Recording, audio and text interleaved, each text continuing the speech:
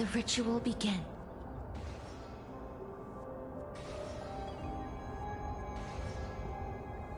And now, the objective is complete. That is all. Such is what Professor Naxa always says after preparing for an alchemical ritual. And now, Pollux, I shall lift you from the river of souls and reforge your soul. Perhaps you will be disturbed by this, and your body may become horrifying to behold. But if even the slightest trace of your soul remains, the soul that once ferried me to this side of the shore, then please, look at me. I wish to thank you in person. I have obtained everything you sacrificed your divinity for. Lady Almanette. Did she recognize you? Oh, she must be the first soul we can communicate with here, right? I'm afraid she is just another spirit trapped here, like the rest of them. The only difference is that I was there when she died. Please, go on. I'm listening. Are you about to tell the story of Styxia? Yes. You're just as smart as I imagined, but... never mind. Now's not the time. There's no need to worry, Elder. Take a look around you. You're already at the resting place of the dead. The world of the dead? But how? I understand that you chose to remain silent about the story to protect Casterus, the girl who coexists with death. But you no longer need to hide that story. I can assure you that you have protected that girl's life well.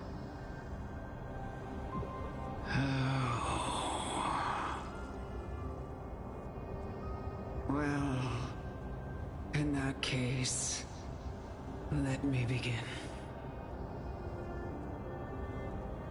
Styxia, the pearl of the ocean, plagued by unwarranted calamity and ravaged by death in the fairy tale.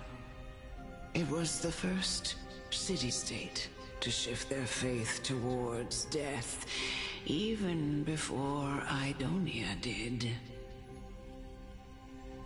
From where you stand now, I suppose that's a bit hard to believe. Right? Imagine that those from the era Chrysia, blessed with eternal life, could ever yearn for death.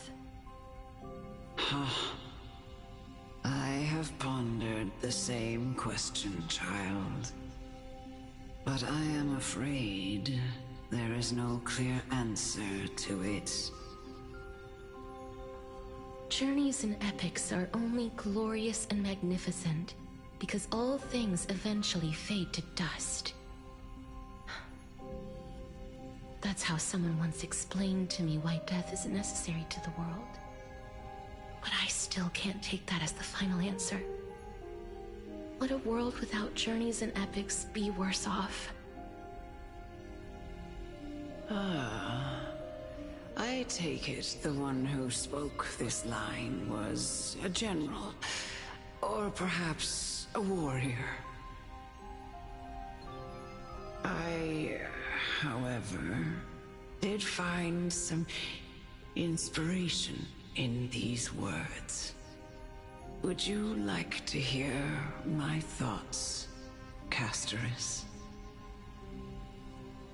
Please enlighten me, Lady Almanette. Though I have already made up my mind on how to handle the authority and core flame of death. Your words might truly guide me toward the path forward.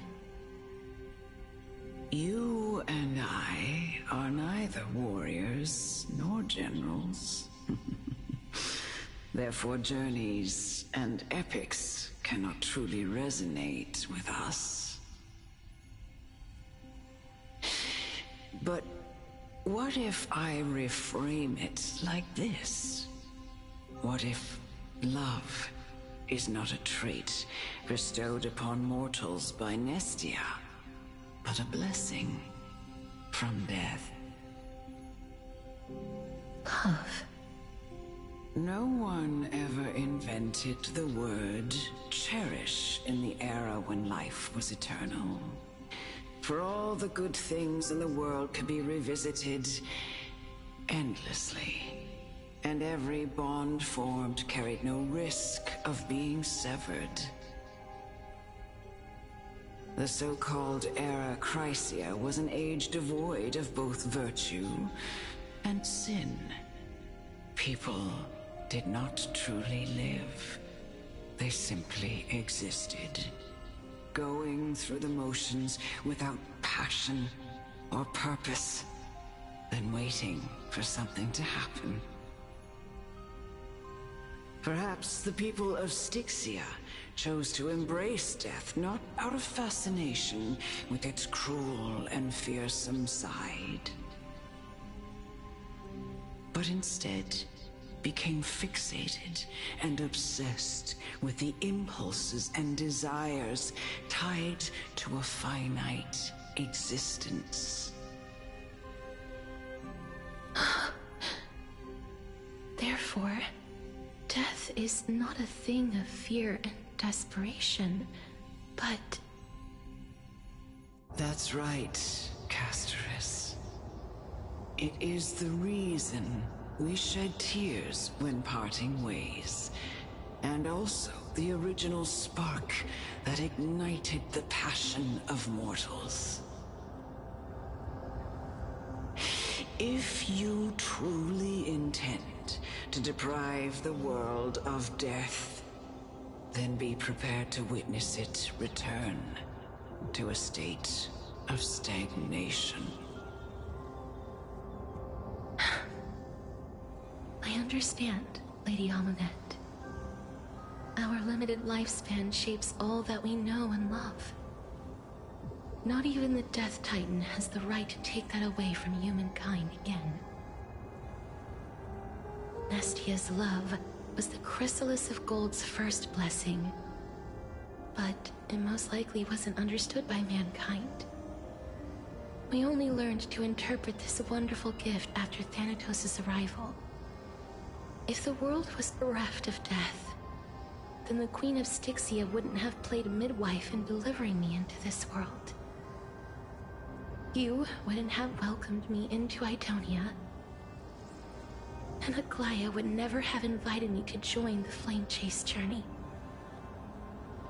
None of these stories would ever have happened, and I would never have lived, let alone found happiness. Thank you, Mother. I will use all the love I've experienced in this long life to complete the final miracle. My teacher, Anaxagoras, grant me the wisdom of all things. I call upon thee, the stripped dead dragon's corpse.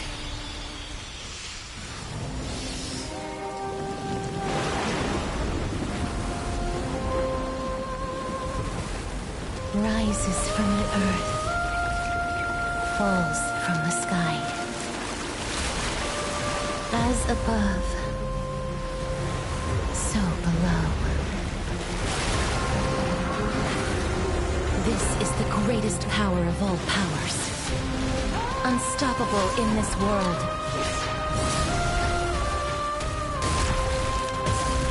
The great work that commands all death. I shall grant you embrace.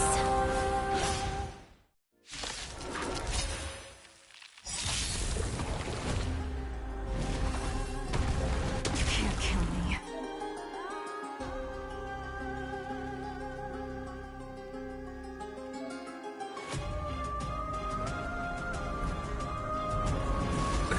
Nothing major.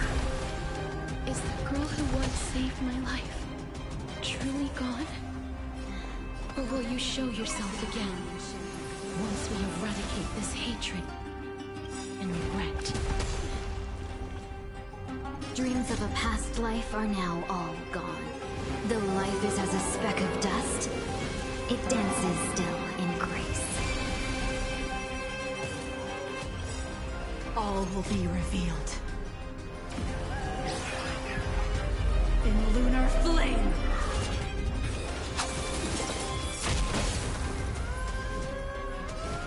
Please, wilt here. Abyss flower, bloom. I shall remember this warmth. Receive divinity. That which is seized must be repaid.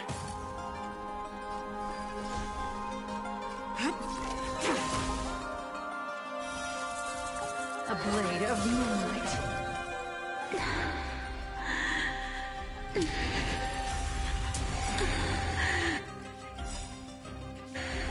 And I know you're anxious. Embrace new life. Don't be afraid.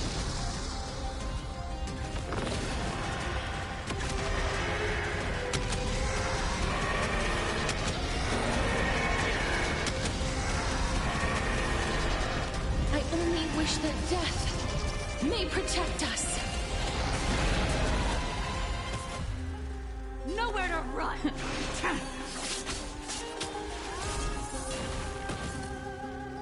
I won't hold back anymore. The long dream has vanished. I grant you this, as you wish.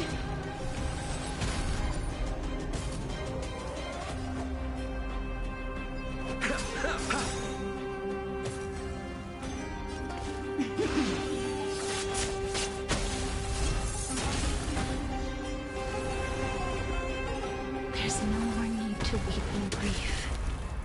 I will grant you peace.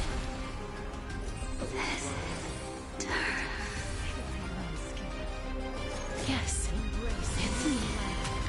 I'm back.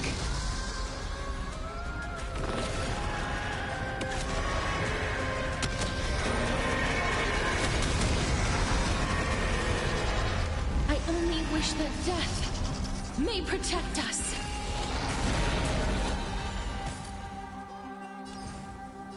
Shall we unite our goals?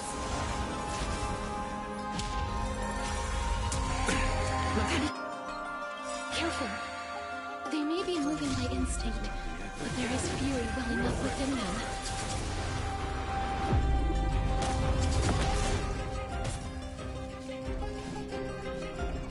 Sleep now. Have we met before? Clouds are easily scattered. Pity, you chose the wrong enemy. Receive divinity. I shall remember this warmth.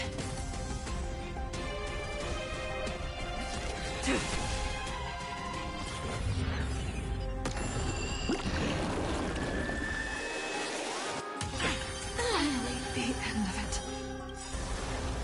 Did you think my lifespan would be cut short? Embrace new life, Pollux.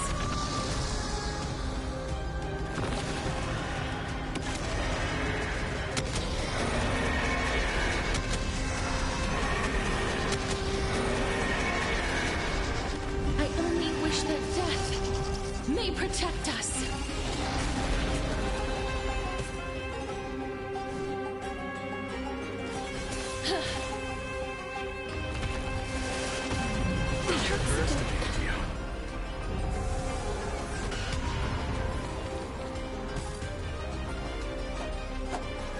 Abyss flower, bloom. Save it for your own skin.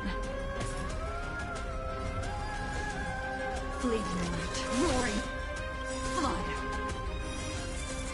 A blade of moonlight. All will be revealed. In lunar flame.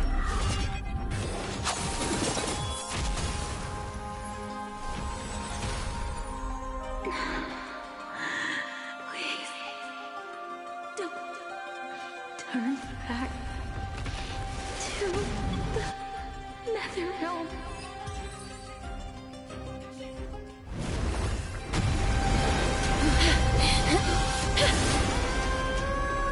Oh, death.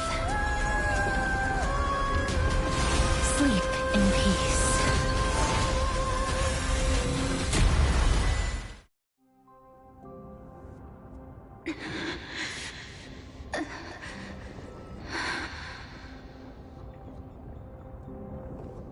I'm sorry I have to wake you up from ancient death.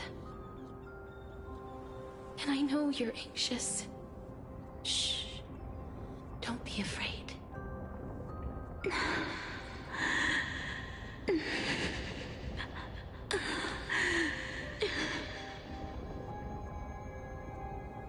Do you remember me? I'm the girl you once carried across the Sea of Souls. I wasn't able to remember you, but with the help of many people, I was finally able to pick up these broken fragments of my past. I'm back, Pollux.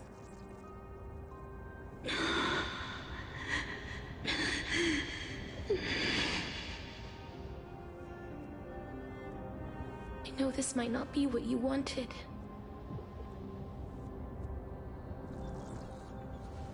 But I have to do this.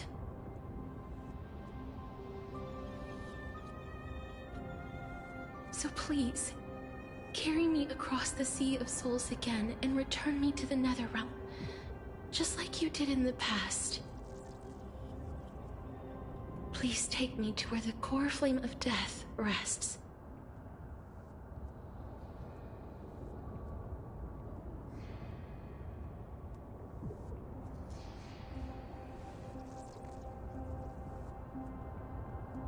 I'll be going now.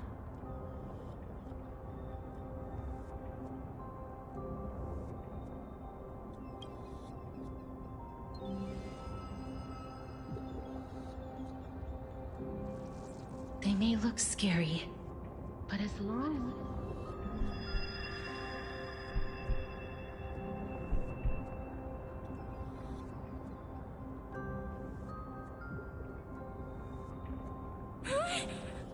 What's wrong?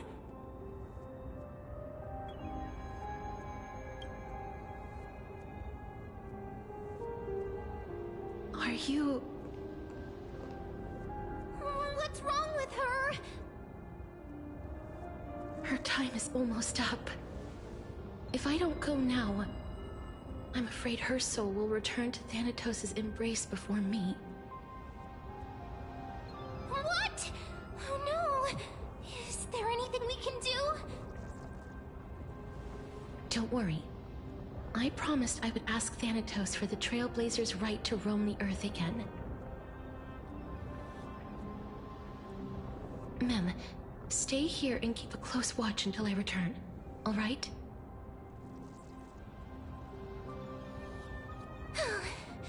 All right. I'm the best at taking care of others. Go on, Cass. Make sure not to leave yourself with any regrets.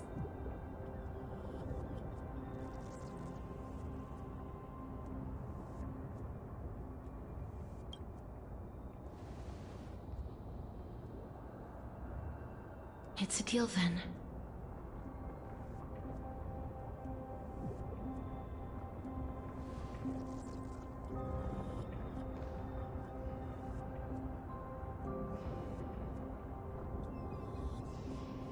Please.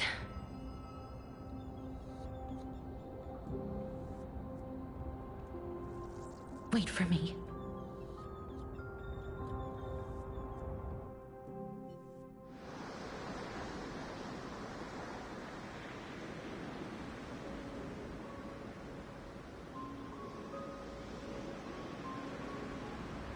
After all that, you still ended up back here.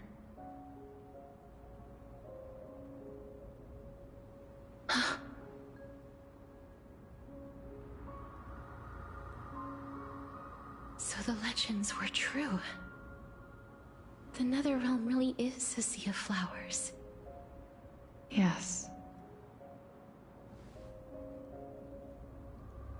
Just like the flower fields we tended to back then. Is that you, Plixia? Do you remember me? I don't have the memories from that time, but I've seen you before during an experiment. I see. Call me Thanatos, then. It'll be easier. However, since you recognize the name, you must already know everything about Thanatos, right? Yes. I'm here to reforge the order of life and death in Amphorius.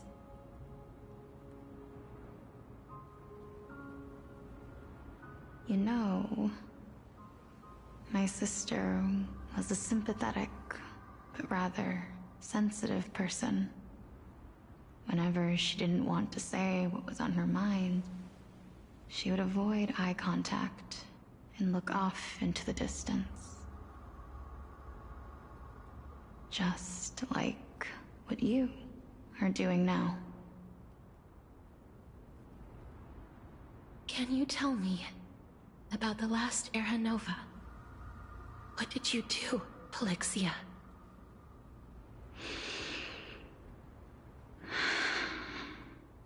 Where should I begin? I suppose we can start from the beginning.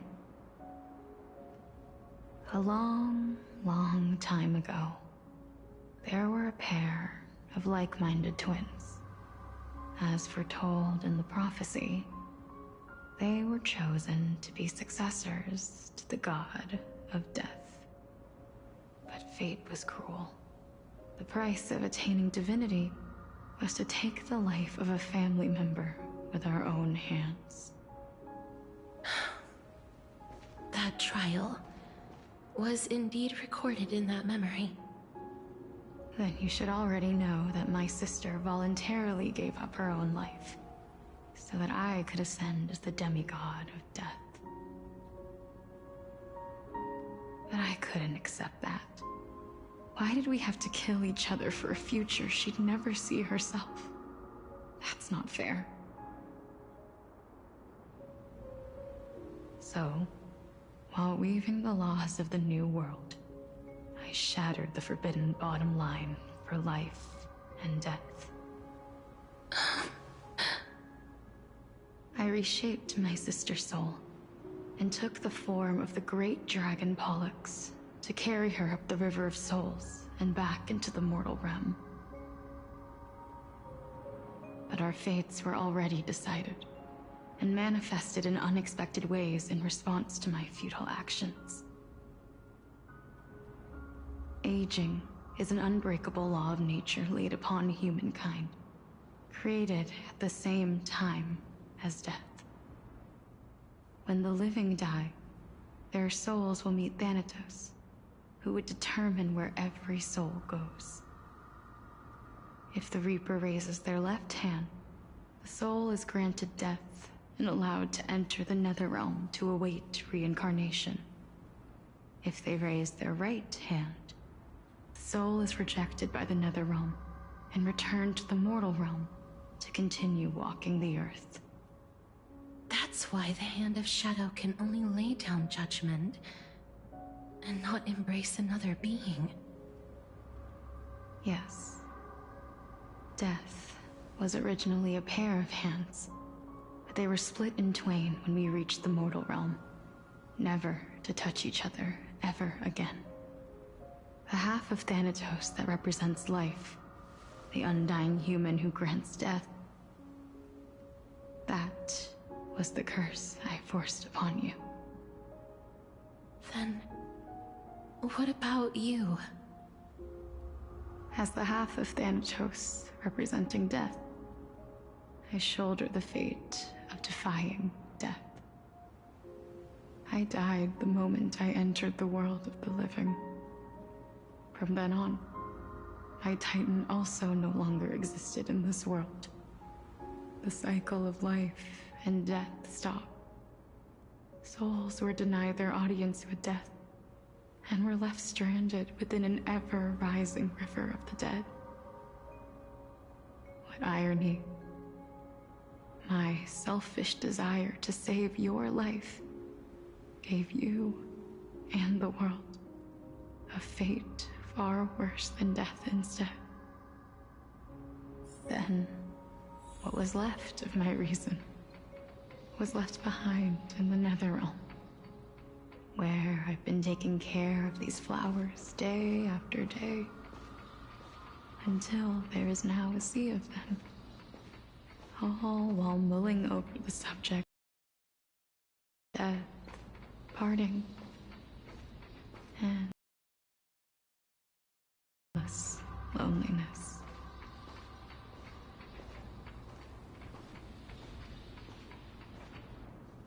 Fate is absurd indeed. Our lives were a mirrored image of one another, like a pair of hands.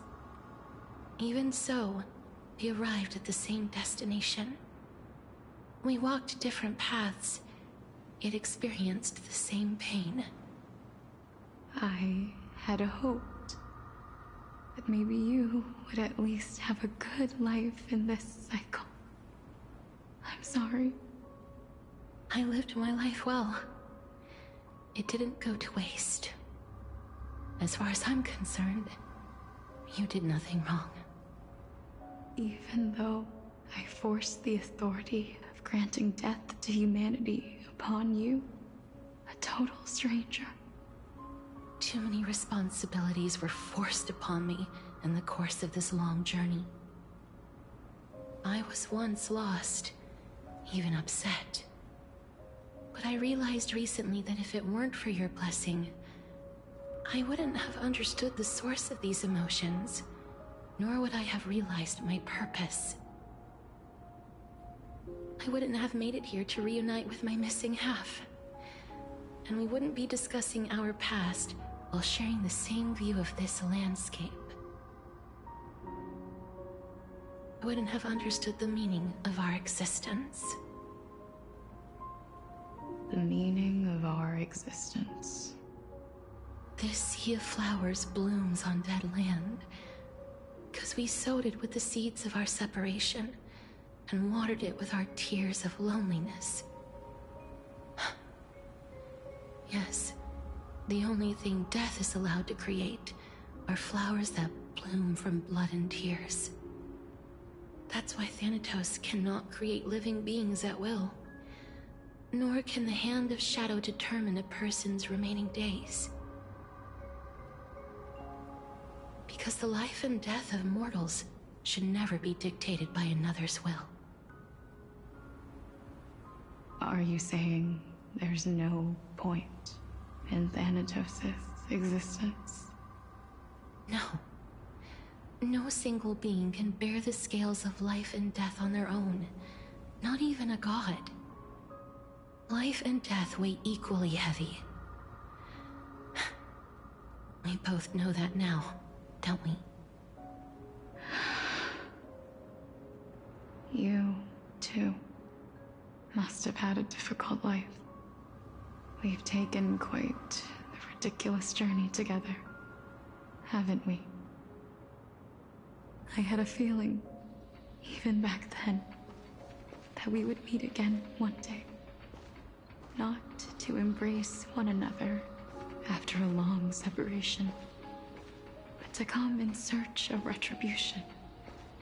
Tell me the answer that's already been written, and let us draw this seemingly endless fate to a close.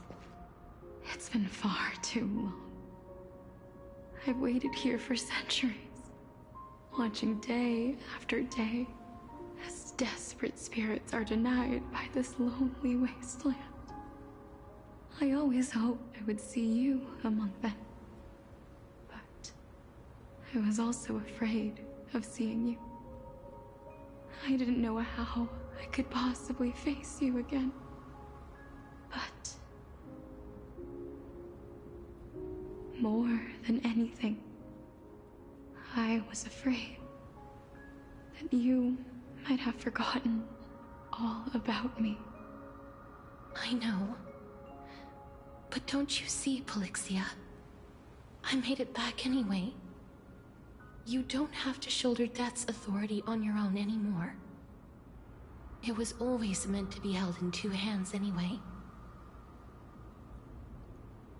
So, let's give our core flame to her, and have her take it back to the mortal realm.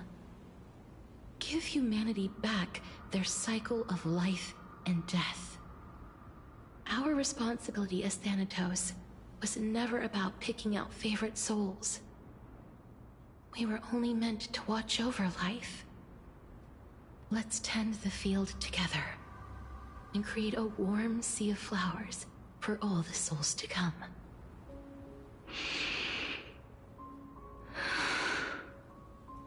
What do you think, Polixia? Yes, just one last step. You shall wither, and through that, the dead will sprout again from the remains, and be reborn with the dead flame. As foretold by the prophecy, Thanatos' authority is only destined for only one person to wield. As the Chrysos heir of death, as their demigod, as a titan, our fated moment has arrived once again. Just like before. Yes, just like before. But unlike that time, the ones undergoing the trial this time are prepared. You've made up your mind? Yes, as dictated by fate. But I won't be afraid. As long as you're here with me. Complete your trial in this life. Grant me the embrace of death, and light the spark of life ablaze. You've been tempered by life and death. I know you'll be able to give this wasteland its first breath of life. Like a raven butterfly, flying swiftly into the netherrealm, perching on the twig of death.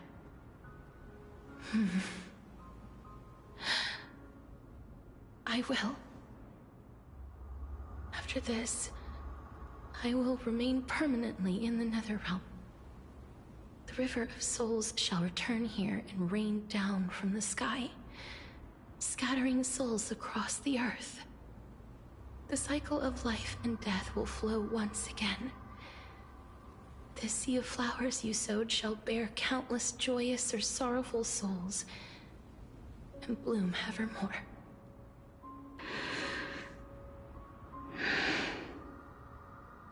Thank you. Just one last thing. Can you grant me one wish? Of course. What is it? Please, don't forget me.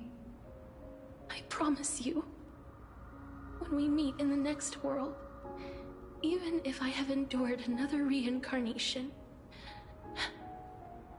even if we do not know each other's names, I will still hold you tightly in my arms, just like what I did when we were born. Casterus. Casterus. You're as beautiful as a fleeting butterfly.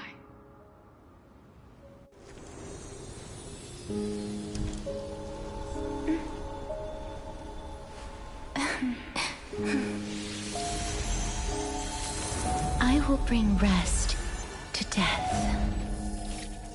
And from now on, stagnant life will once again flow.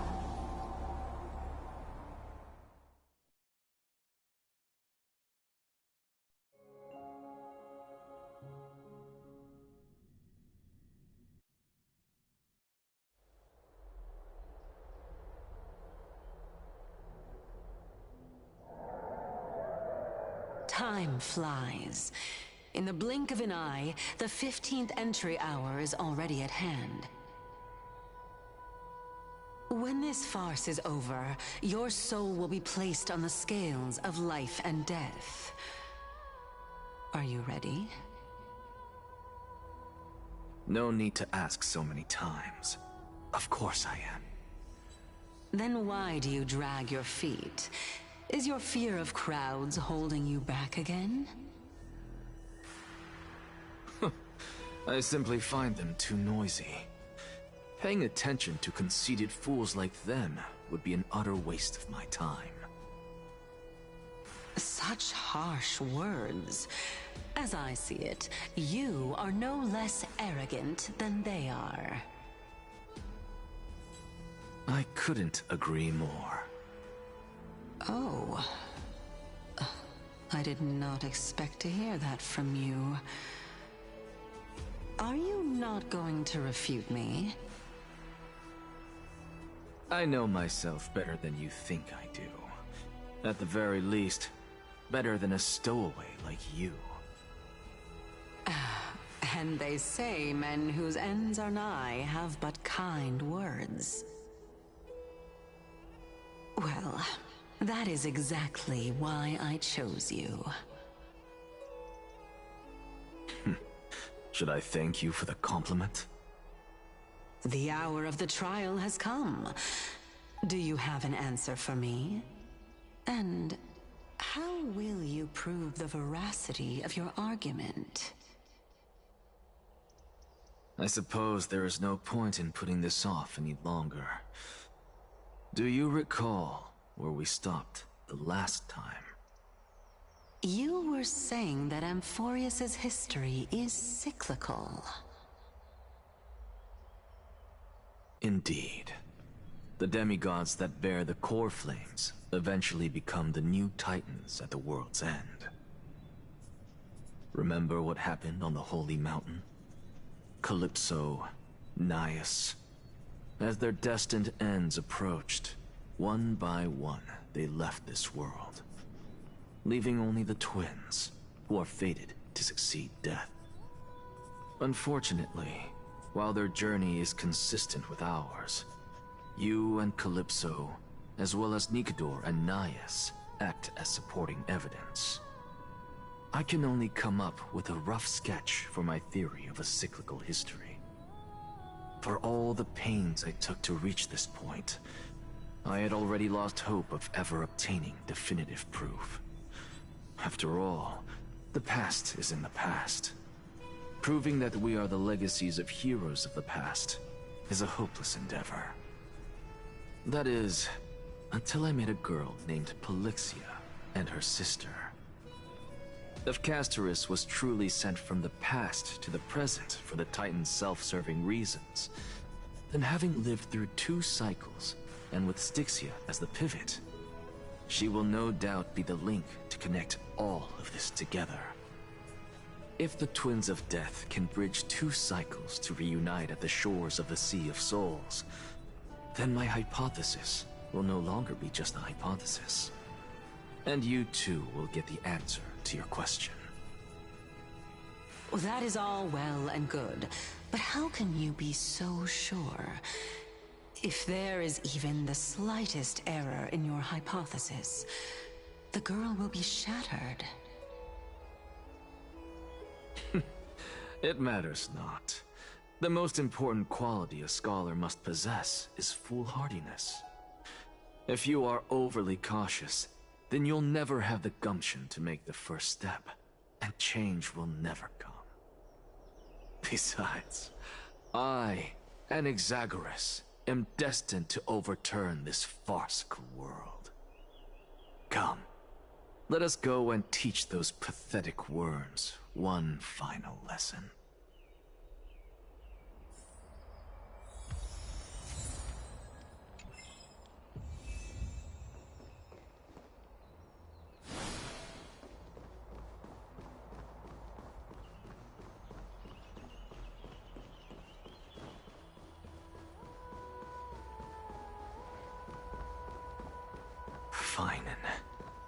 So they are leaving the final debate to him.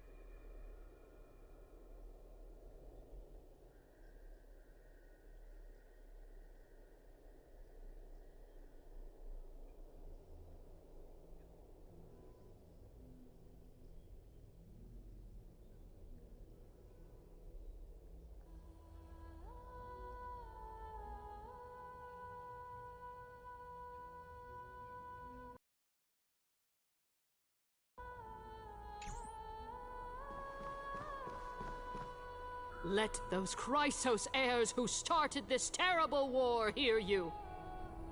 Let them hear the voices of the people!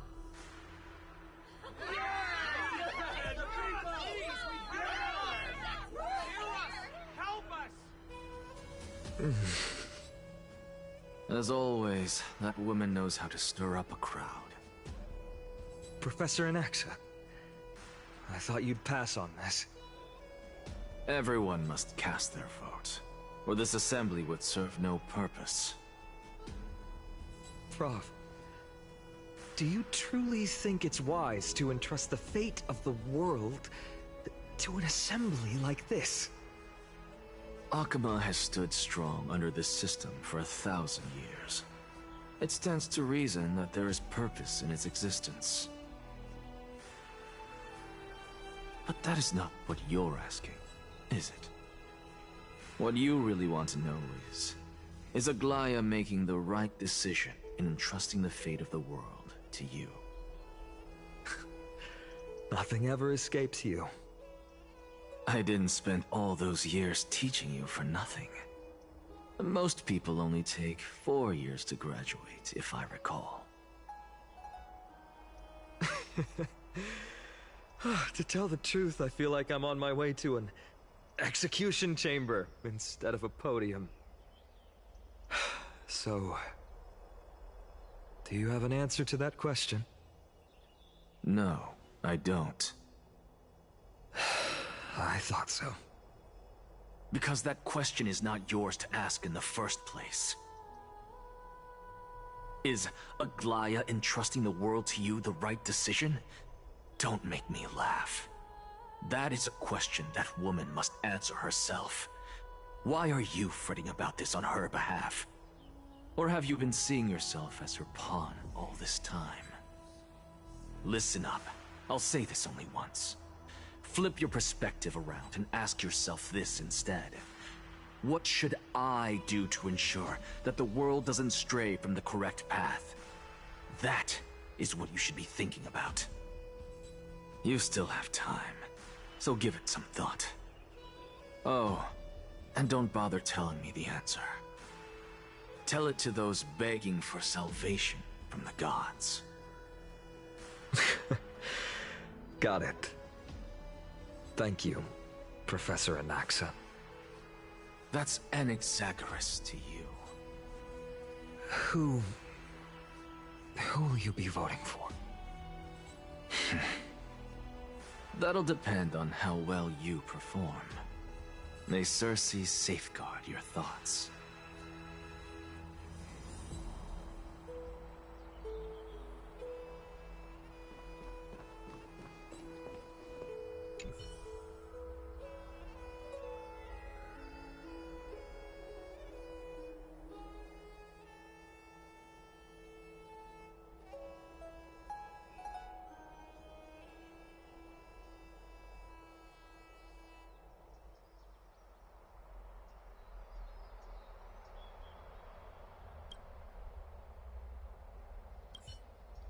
I actually don't necessarily mind things remaining the way they are. The way you say it. I'm a little nervous.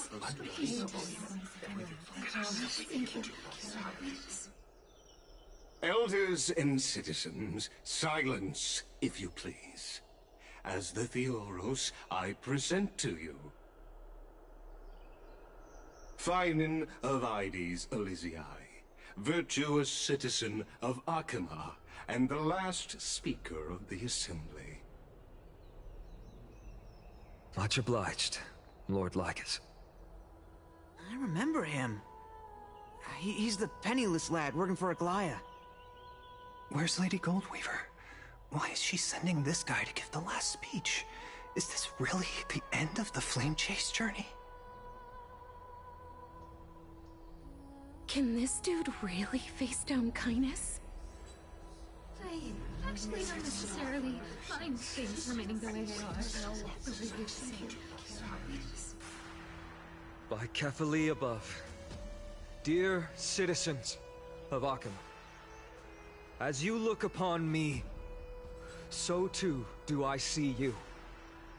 I see your fear and misgivings, your apprehension about the discord between the Chrysos heirs and the Council of Elders, and your uneasiness about the future of the Holy City. Yet, before you contemplate something as grand as the fate of the world, I ask that you look closer. Look beyond the horizon illuminated by Kefali, at the crisis threatening to overwhelm us. What? Ides Elysiae, my beloved hometown, is a village forgotten by time. It is a place with the most invigorating breeze and wheat fields that spread all the way to the sea. I once thought that there I would enjoy a lifetime of peace and quiet with my friends and family. How I wish I could invite all of you to that paradise, far from the noise and chatter of the world. Alas, I can't. She, and all that she nurtured, all that I loved, they have long been devoured by the black tide. My beloved home is no more.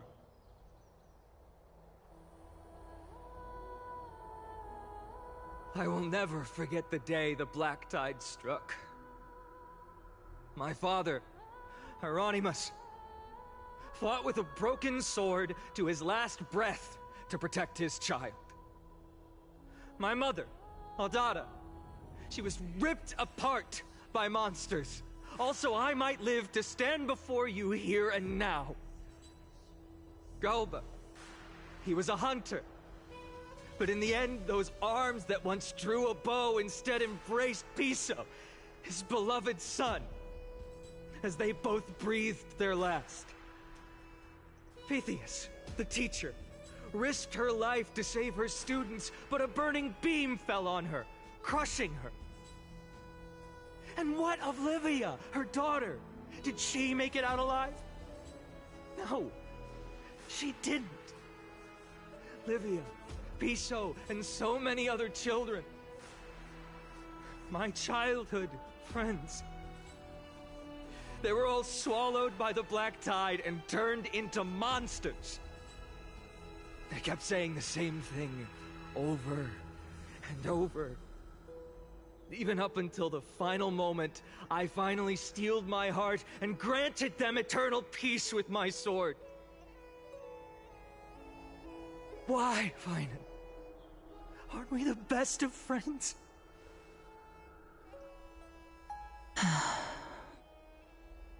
That is the Black Tide. A looming threat that can bring Akuma to its knees any time.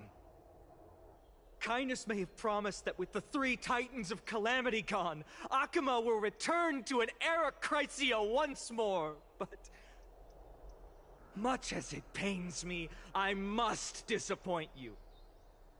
While the demigod of strife has done everything in his power to hold them back, they are still coming. By now, the name of that black-robed swordmaster, the Flame Reaper, has likely echoed throughout the city already. The roaring thunder is a message from the strife demigod. The Flame Reaper has risen from death, and they hunger for the core flames of the gods.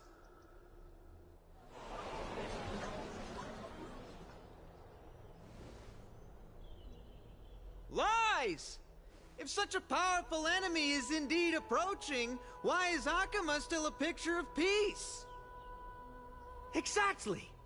The city of Akuma shows no signs of pandemonium or chaos. And why is that? I beg you, spare a moment to think about this.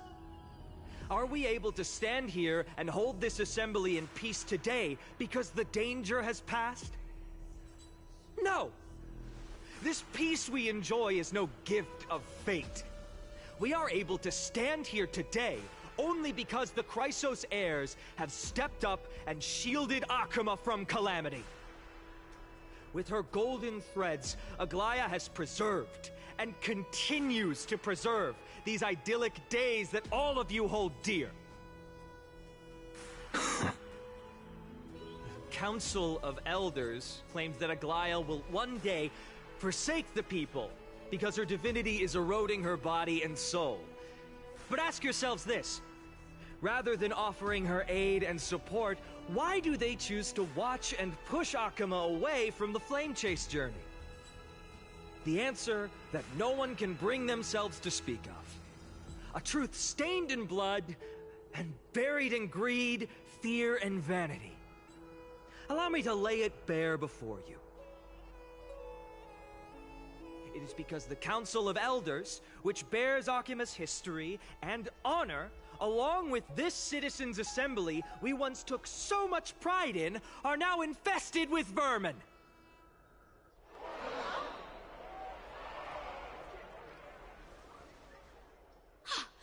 You insolent whelp! How dare you! It is true that Aglaya has reached her limit. Why? Because she has been working tirelessly to weave the defenses of our holy city against the encroaching evil.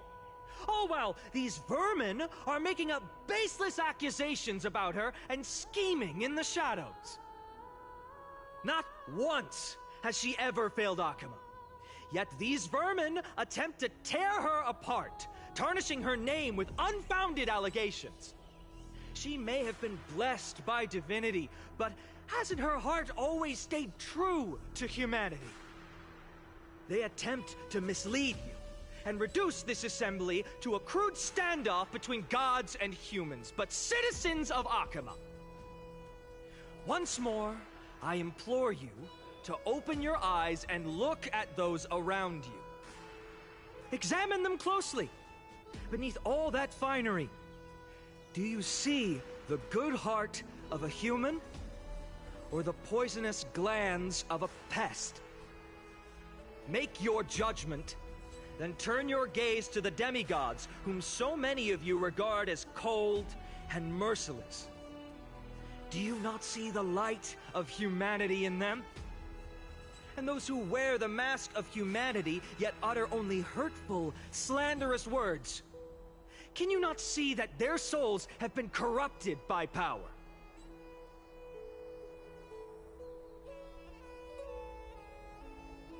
Yet, no matter what your answer is, and no matter who your vote goes to, rest assured that you have nothing to fear. For Aglaya, Trivios, and I will remain your faithful guardians and pledge our lives to upholding your decision. And this vow will stay true until the end of our days, where it will be passed on to future flame chasers. A steadfast door through the ages! Absolutely right. The Christ of heirs have only our best interests in mind. I still don't understand it. I will never believe our Petals are always have to end. So...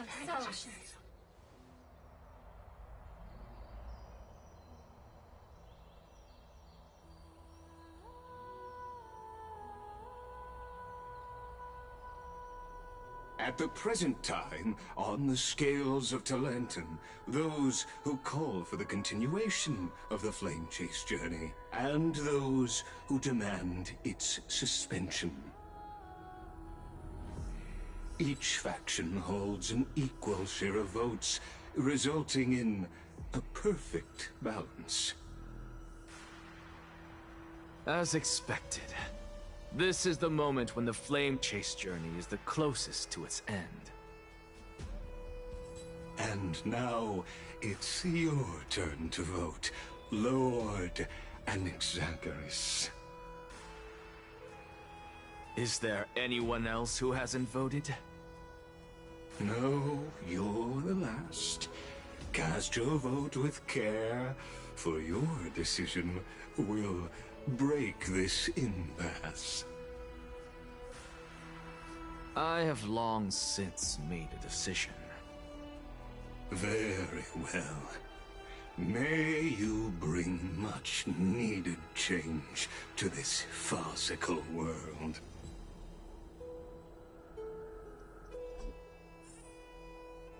The last vote. Vote for kindness. Who will he vote for?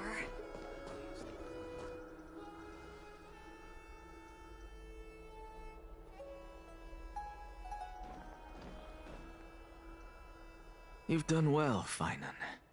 Given the circumstances, delivering a rousing speech to stir up emotions was a prudent move.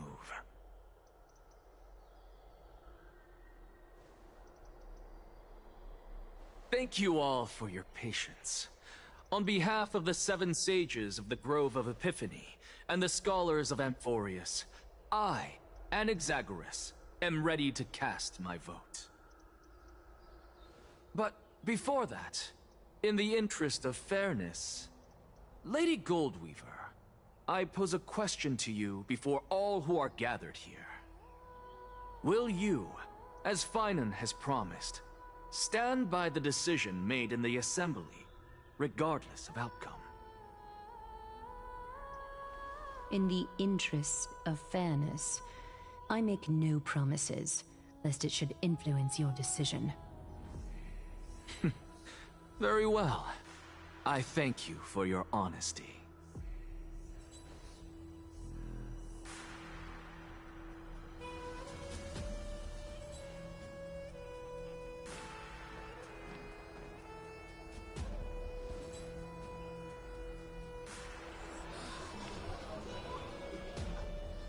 What's he doing? The stakes are high. Let's be patient. Cut the act! Who do you think you are wasting our time like this? Lord Anaxa, please do not forget that I... Rule number 1. Do not call me a Naxa. Rule number 2. Never interrupt me. Silence is golden.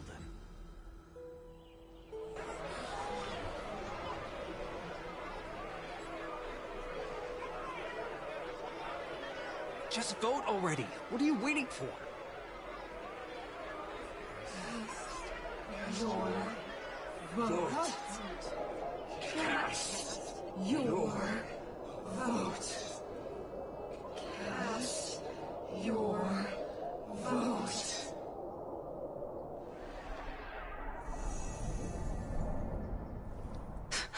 I cannot help but wonder, is every hardship in the world something you will exploit and use to your advantage? How else am I supposed to make use of this situation where my body and soul are separated?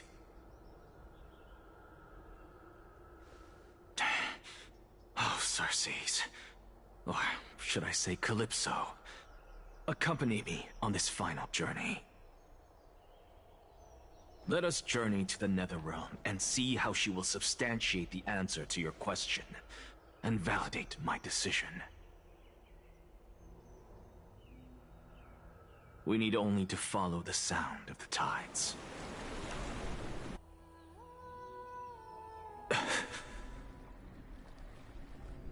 You are... Well done, child. Just as I foresaw, you have achieved great things. Teacher. What a twist of fate. A blasphemer raised in the doctrines of the Venerationists. It's like a foal kicking its mother in the belly after taking all her milk. I respect you immensely, sir, but... You cherish the truth even more. So, child, do not be troubled by the criticisms I have borne. Do not let those voices hinder you as you forge ahead. As the sage of the Venerationists, I am duty-bound to oppose you. But, as your friend and mentor, Anaxagoras, I say, go forth, for the truth is already in your hands. I will keep that in mind. Go now, child. Your lonely pursuit is about to welcome a new chapter. And when you reach the end of this journey, may we meet again with the truth before us. You have my word, sir. May Circes safeguard your thoughts. May Circe safeguard your thoughts.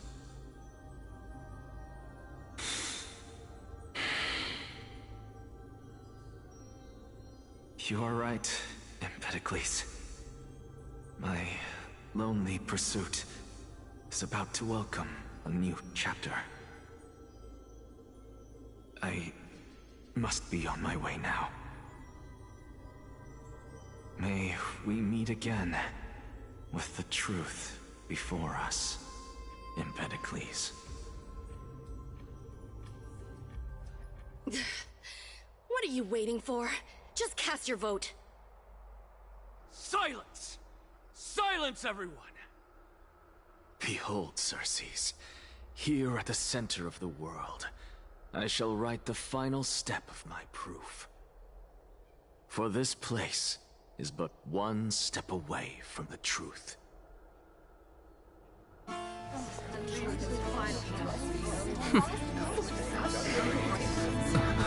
Professor, I completed the proof you wanted.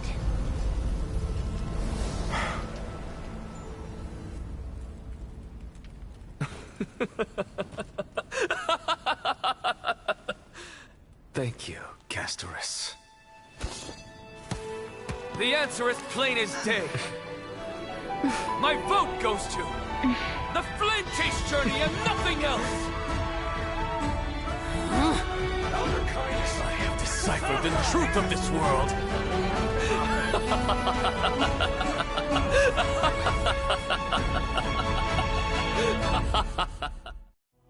With the balance shattered, the result is clear.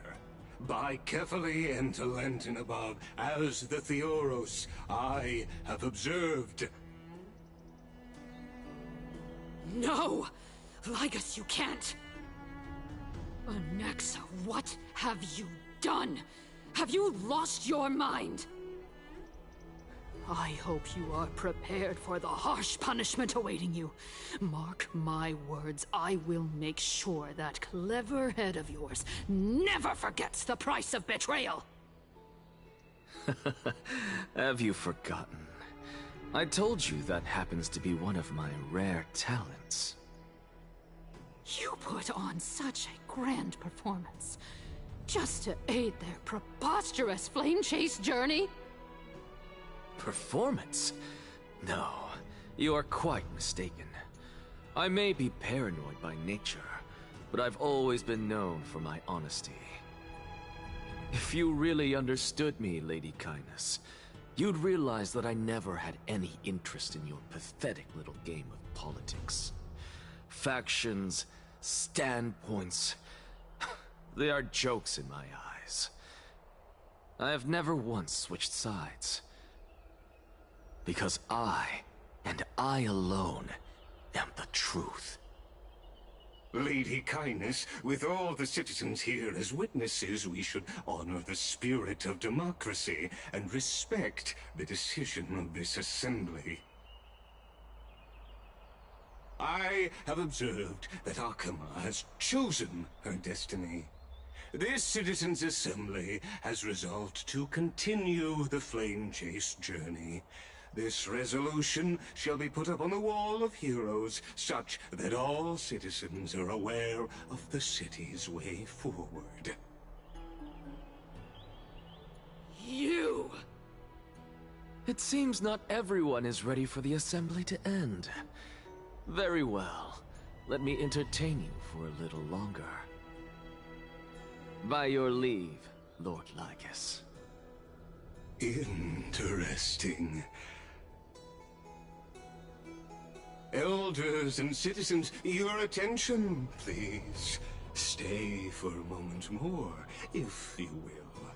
Anaxagoras of the Grove of Epiphany has an announcement for the assembly.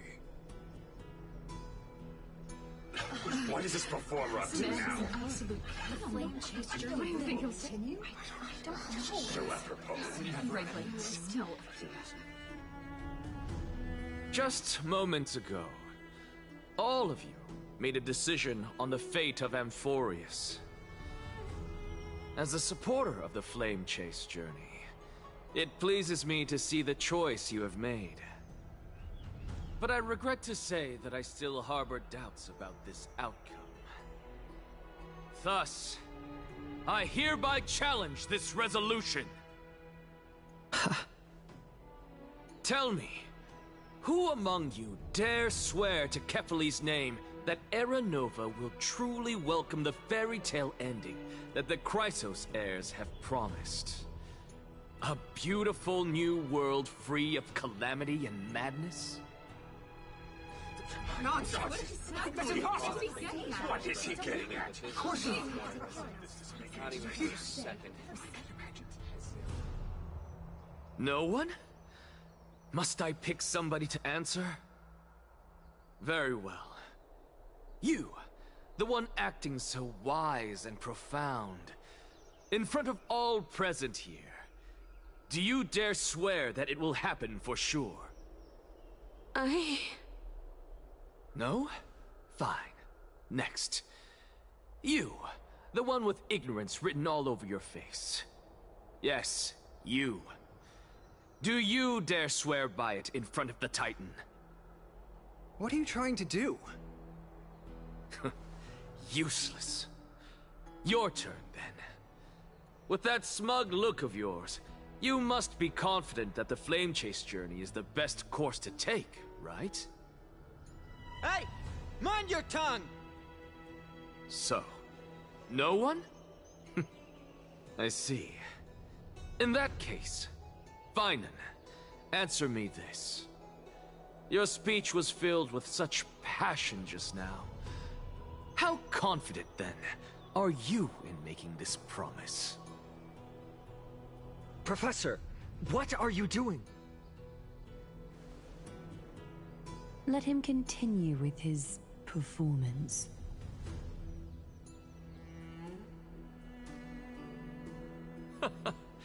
Will you look at that? Even Finan and Aglaya lack the courage to make such a promise.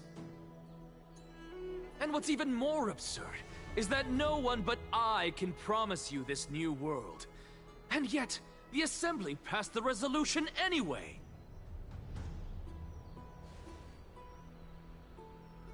But you needn't worry, because I knew better than to trust you good-for-nothings.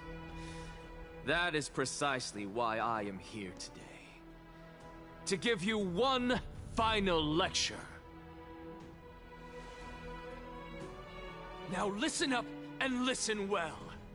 I, Anaxagoras of the Grove of Epiphany, hereby declare everything that the Flame Chase journey promises is true! Finan of Ides Elysiae, the prophesied demigod who shall succeed Kefali, will reforge each and every one of us in the new world with his complete, intact memories. What?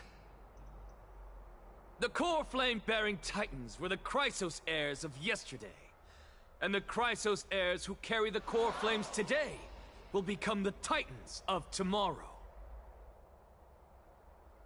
All of our souls shall endure for eternity in the miracle of the World-Bearer. And all under Kefali's protection shall step into that new world.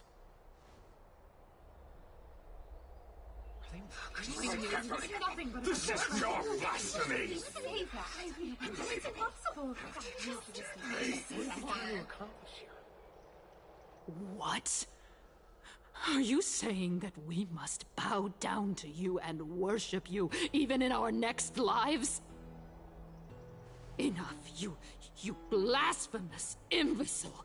How dare you try to deceive us with all these lies and falsehoods? How can you prove? I told you, don't interrupt me. But since you've asked, I shall be kind and indulge you. My statements are based on my experiments on the divine body of Kefali themselves. You heard me correctly, everyone. With the tacit approval of Kindness and the Council of Elders, I fused my soul with a god through alchemy and learned the truth behind Era Nova. What is he talking about? Isn't that pure blasphemy? I, the vile, wretched blasphemer, deserve nothing less than death for my sins.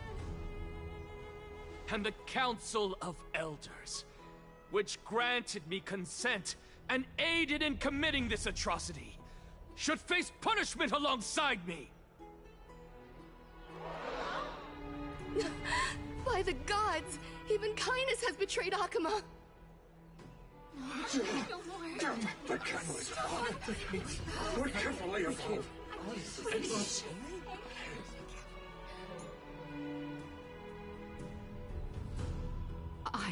I had no knowledge of his transgressions. He did that on his own. The Council of Elders bears no responsibility for his actions. Lord Lygus, as the esteemed Theoros, are you going to simply stand by and allow the Council of Elders to be dragged through the mud? If the accusation is true, I will acknowledge it. If not, my conscience stands unburdened. Lady Kindness, the reputation of the Council of Elders was not built in a day, nor will it be shattered overnight.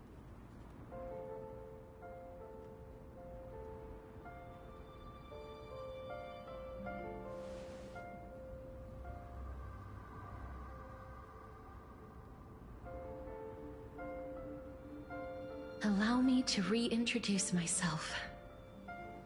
I bore the name of Castris while walking among the mortals.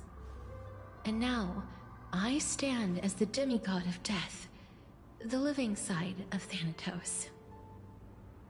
Welcome to my realm, where the west wind ends.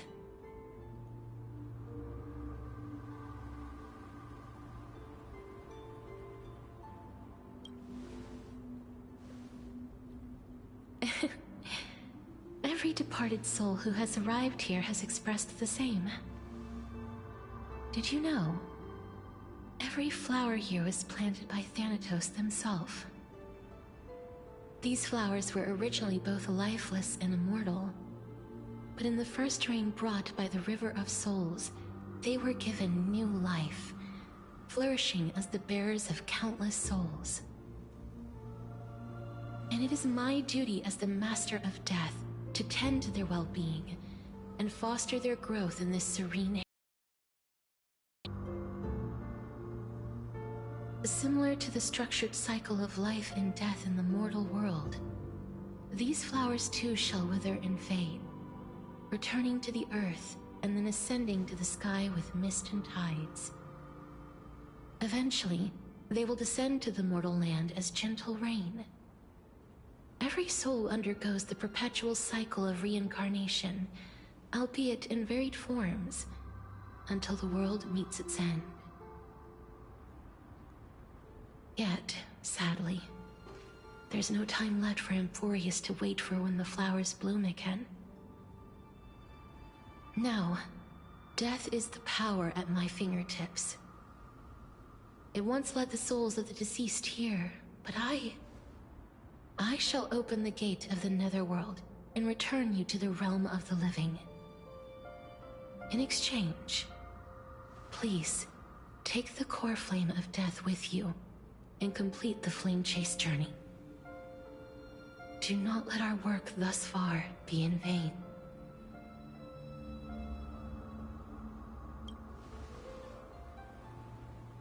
Thank you.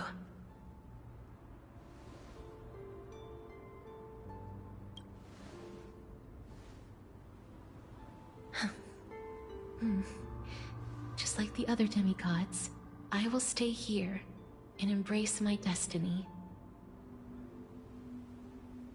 That being said, it is not easy to guide a lost soul back to the mortal realm. The whispers of death are sweet and alluring. If your determination wavers, you will succumb and be forever ensnared by the Netherworld's grasp. Please consider this a one-time exception. I will do everything in my power for the flame chase journey. And for your life, the only life I can save.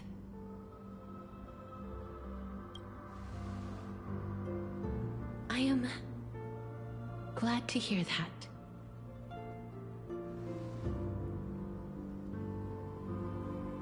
Over here!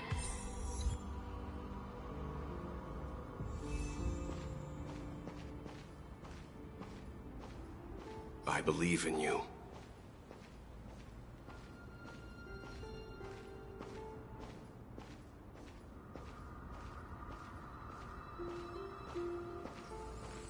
Don't go.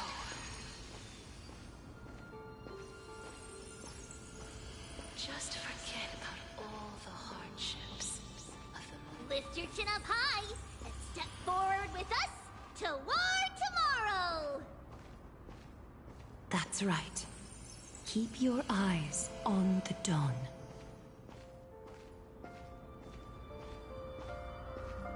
Onward. Show me your courage.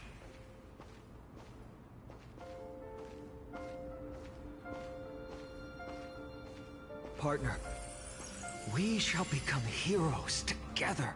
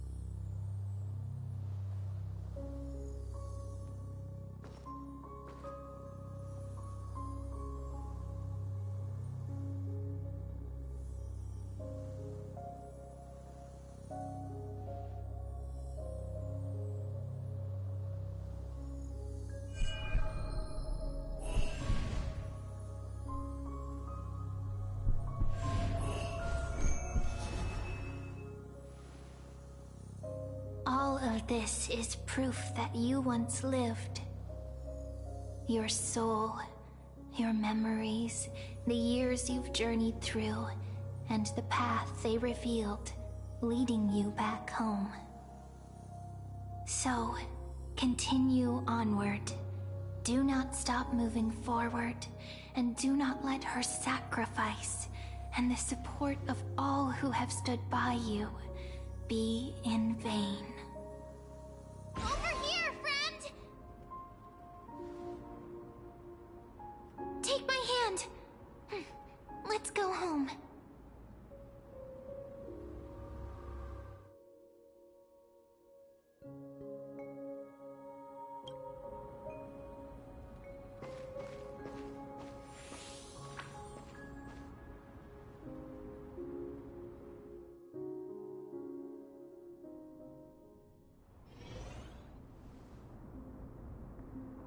At last. I knew you could do it. Your soul is still perfectly whole. As if some kind of force is trying its best to keep it together. Is it Ornyx's final blessing? Or is it a miracle of your own? It's truly incredible. Such a strange surge of familiarity. So hard to describe. Perhaps it is fate, once again fulfilling its own design. Or perhaps it is the laws from beyond the sky, so familiar to you, that intertwined our fates long ago.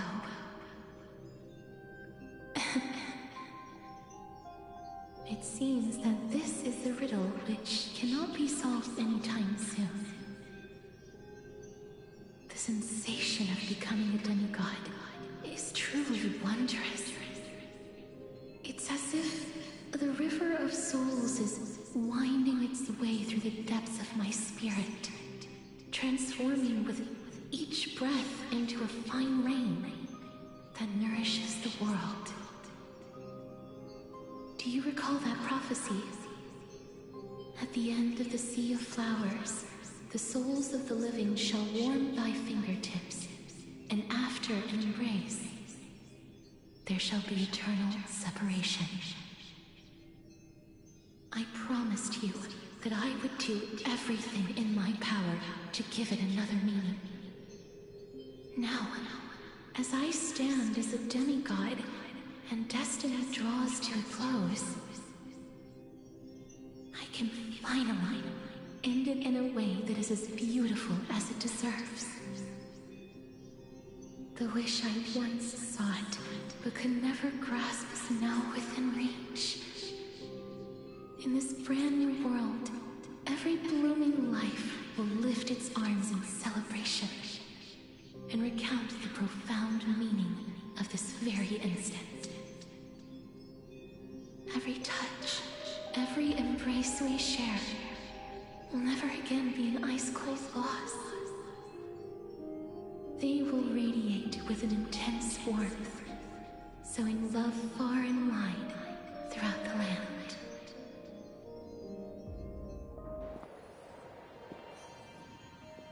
The other shore is very cold.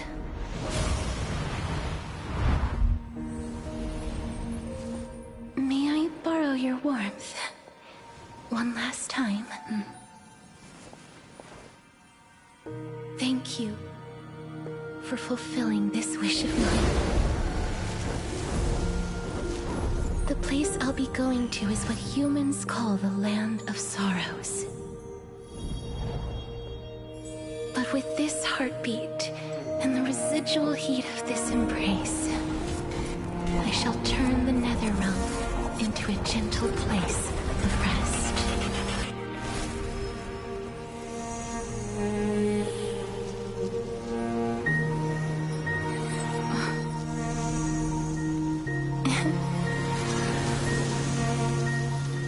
This embrace may be brief, but it's the proof that I once lived. Farewell, then. May we reunite in the new world.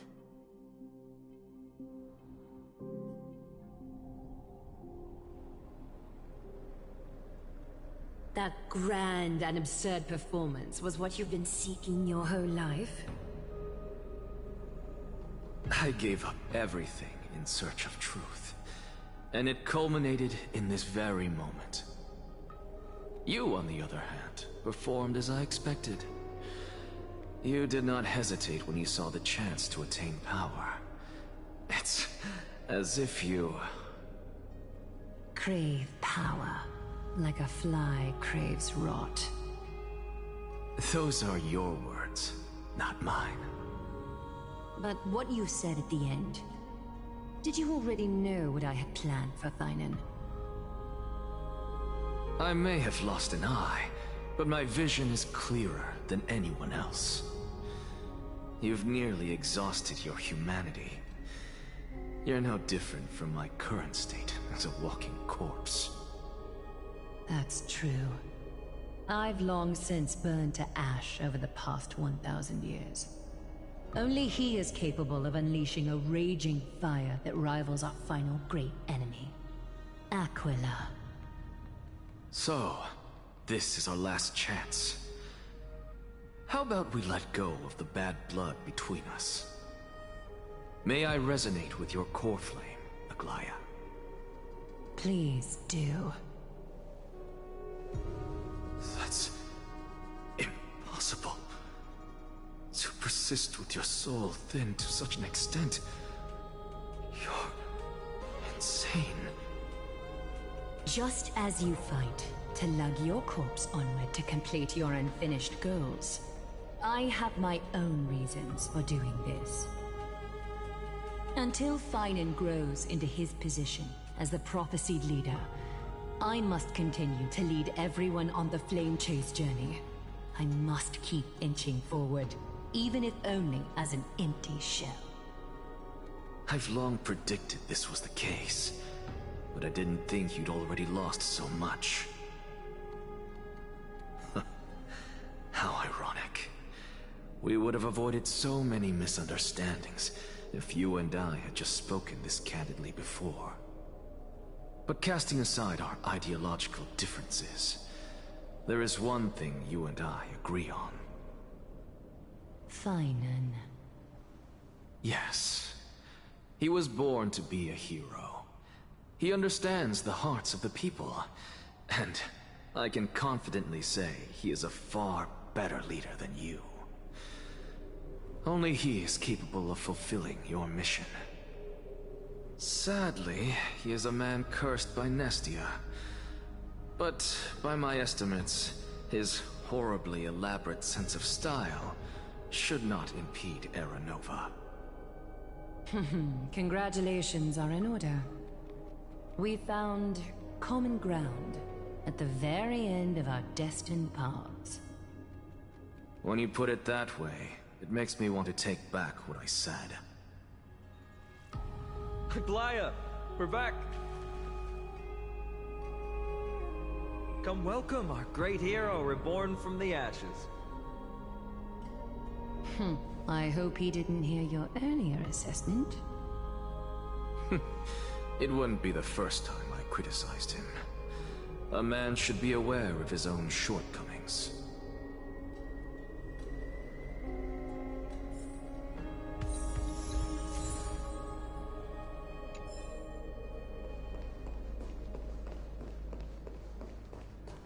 I'm glad. But I don't see Castris among your number. It looks like she not only helped me prove my theory, but helped you fulfill your mission as well.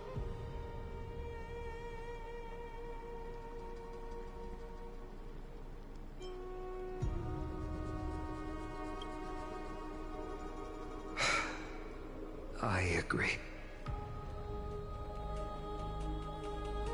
She might not have been able to change her fate, but she still wrote the final verse of her epic herself. Shriman, please recite the prophecy for us. Trailblazer, please surrender that scalding cool flame for us as well. You are the only life she ever saved by her own hand in her 1,000 years on this earth. I believe no one is more qualified for this noble task.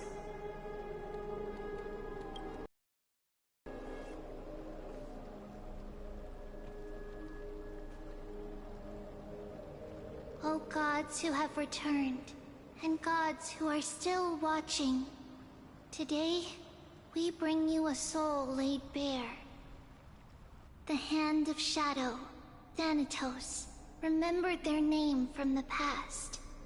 From daylight they came, and to their fragrant dwelling they return, to walk now among your ranks.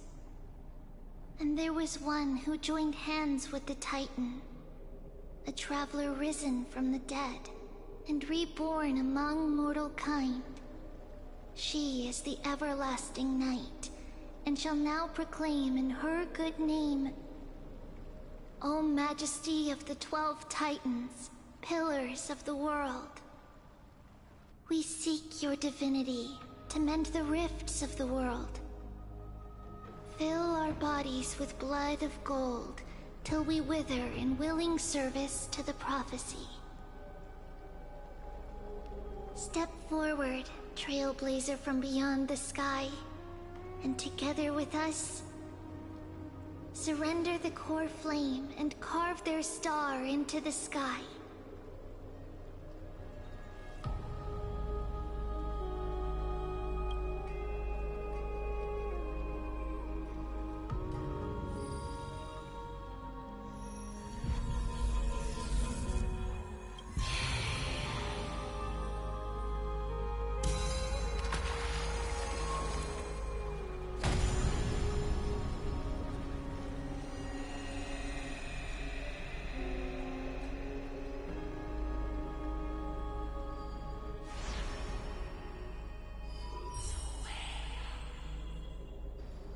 A constellation for death.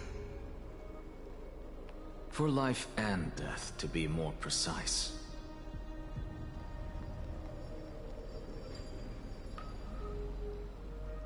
Look! It's...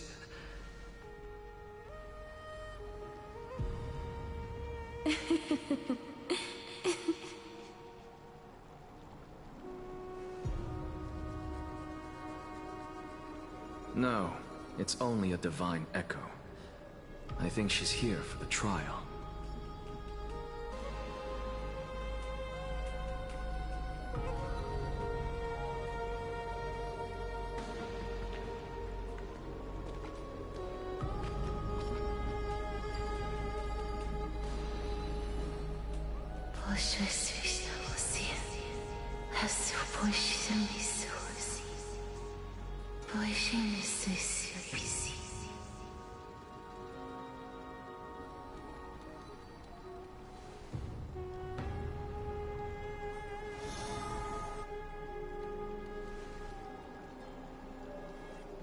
What did she say? That's the language of the Titans. Castorus... No. The Titan. They said... I have illuminated the cold shadow of death. Onwards. For your path to the future is bright and its flame eternal.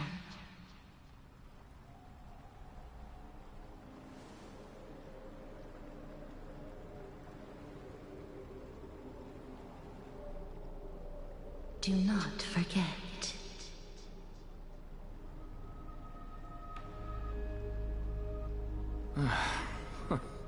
She made quite a scene. I suppose it's my turn now. I won't stop you. Professor, you... What's with that look? You were present. So, let's get this execution over with. We wouldn't want to bring shame to Akima's divine laws or keep me from creating a new world. You never change, do you, Professor? I don't understand. If your theory is correct, you'll lose all memories of your past life once you become a Titan. So what's the point of becoming a god? Of course there's a point. Even if I forget who I am, I'll still have my brilliant mind. It goes without saying, I'll find a way to retrieve memories of my past life. Besides, I still have you, don't I? I still don't really understand what you said during the assembly. Even if it were true, things reforged from memory could never be the same as the original anyway. Then allow me to tell you right now that you're wrong. What exactly are we? My answer is that the Chrysos heirs are the future Titans and vice versa. Of course, this answer only applies to us. So, what are we when it comes to regular mortals?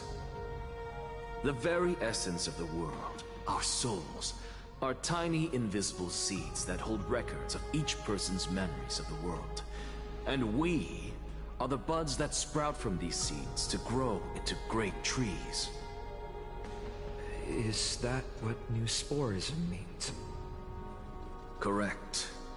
Once our physical bodies are born, we become new extensions of the world. From there, we plant our seeds into someone's memories, and then scatter them into the hearts of countless people in the future. Just as seeds are affected by their environment, so too will our appearances differ across memories. But the partial memories we carry will always be the same, because that is just how the world is. To destroy our very existence, one must destroy the world itself. But we have someone who will still live on with his perfect memory. That person is you, child of Kefali. This is what it means to be the world-bearing Titan. So, carry everything of this world and live on. Don't disappoint those most precious to you. Don't disappoint Lady Goldweaver. And especially, don't bring dishonor to my theory. Anaxa, I swear to you, I'll lead everyone to our reunion in the new world. Good. That is all I have to say. Farewell, everyone. May we meet again in the next life. Farewell, great performer. May Circes safeguard your thoughts.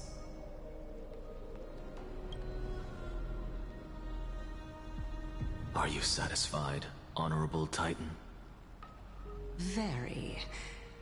I hereby swear I have borne witness. Anaxagoras of the New Sporists and the Grove of Epiphany has successfully overcome the trial of reason. Thus, I shall confer upon you these words. You shall transcend the peaks of purity and return to corruption and hardship. Oh, so that's a god's prophecy.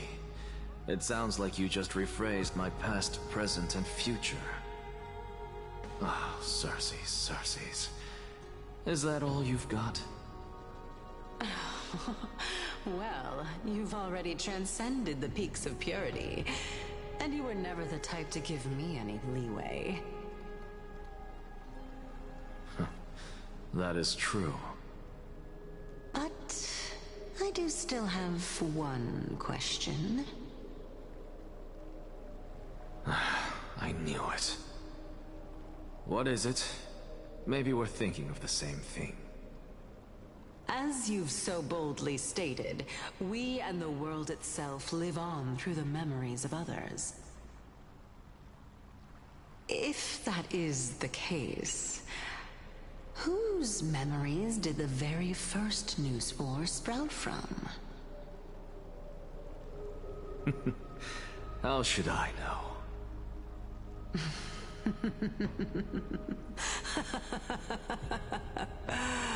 Oh my. But, since we are both equally curious, we should allow the children of humanity who come after us to investigate in our stead.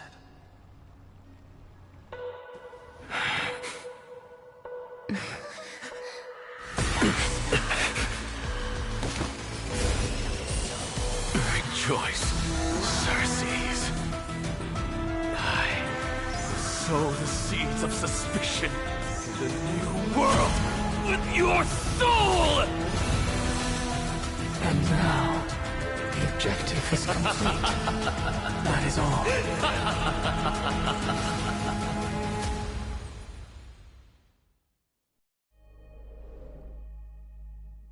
Thankfully. Was March 7th also in this condition when she was first rescued by the Express?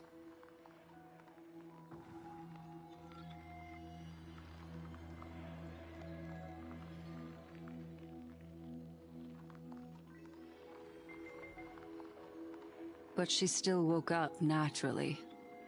Looking on the bright side, that might happen this time as well.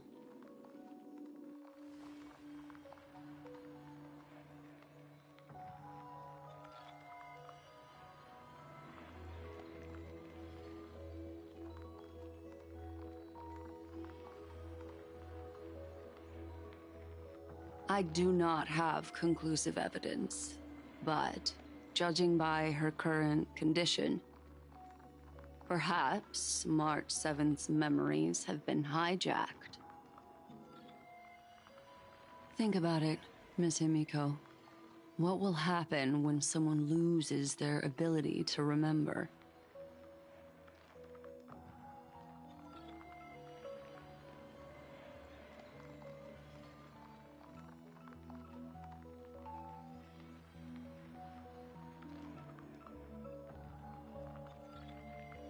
Unfortunately, short-term memory is an entirely different concept from the inability to remember. Perhaps it is difficult for you to imagine, but an individual who has lost their ability to remember turns into nothingness. The belief of the Garden is that everything in this universe can be interpreted through memories. This is the driving force behind the continuance of this path. The past is made up of memoria, while the future is a possibility that will eventually be converted to memoria. But the present, it doesn't really exist, and it's only an abstract expression. Therefore, when a person is affected by the path, and loses their ability to remember, their physical form will also be affected. These ice crystals are a manifestation of that.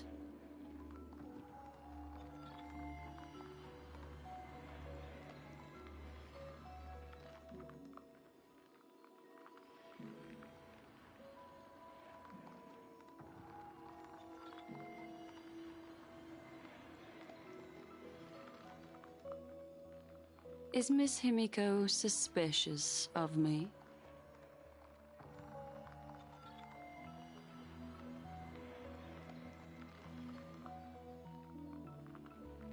In other words, now is the time for me to prove my innocence. That's not a problem, of course. The true reason behind my intentions is that Amphorius holds special significance. For some memo keepers of the Garden with extremist views, it is a perfect example. A world that can only be seen through the Garden's mirror.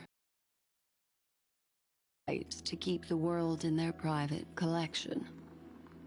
If those Pathstriders of Remembrance were to uncover the secrets of Amphorius first, they might unleash their wild ambitions and remodel more worlds into a similar form.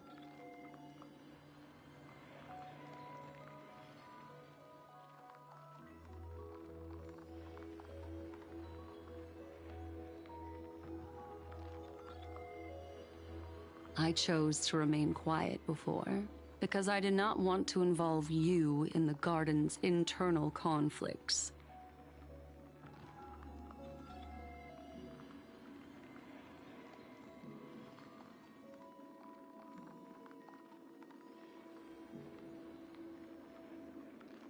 You can be even bolder with your guesses. The people that I'm talking about, they aren't just individuals. They are an organization that has already attached itself to the pinky finger of Fu Li.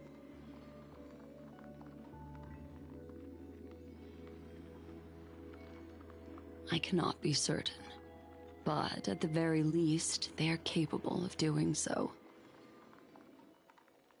I am deeply sorry about what has happened to March 7th. But the deal that I propose still remains a fair one. Amphorius is still an excellent destination, and investigating further might allow us to uncover the truth behind the accident.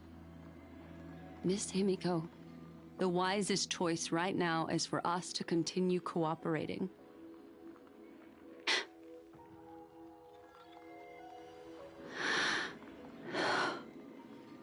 Let me take back a part of what I said just now, Miss Himiko.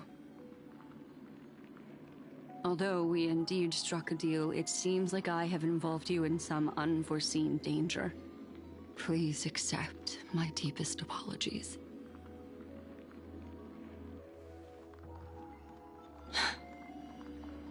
It's Fu Li. Their gaze has just swept across Amphorius.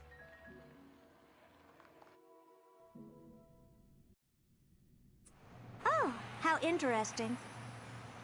I never expected a mere memo snatcher to be actually hiding so much inside her head.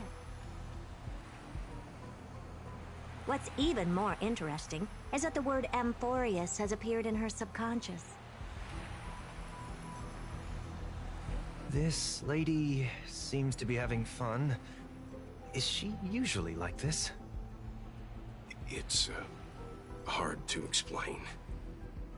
What are you two whispering about? Has it not occurred to you that I can hear everything clearly? Please pardon me, Madam Herta. Would you mind sharing with us what you've discovered? The ones who need help are the Astral Express. You will have to put up with my methods, even if they are rather unconventional. Let's get back to the topic. By using the fourth mirror, I rummaged through the brain of this memo snatcher and learned a good deal. Not only does this person know of Amphorius, but there are also many memo keepers who are interested in the place. I searched through her consciousness and found the following terms: the Eternal Land, the Rejected Land, and the private collection of the Garden of Recollection.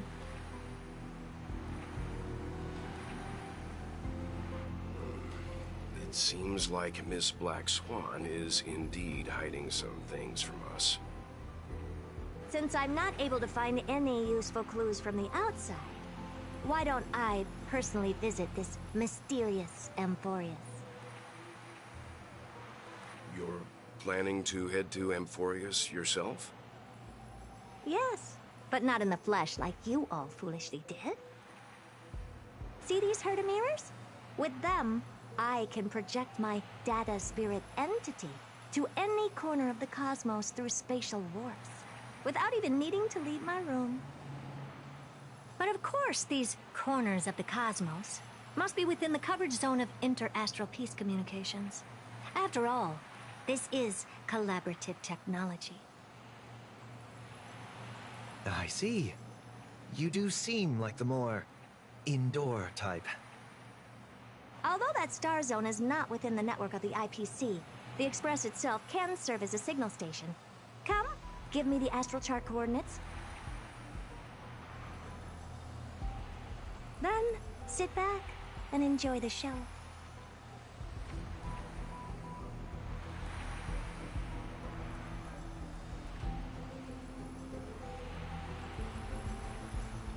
All right, now that everything is ready, mirrors, get to work.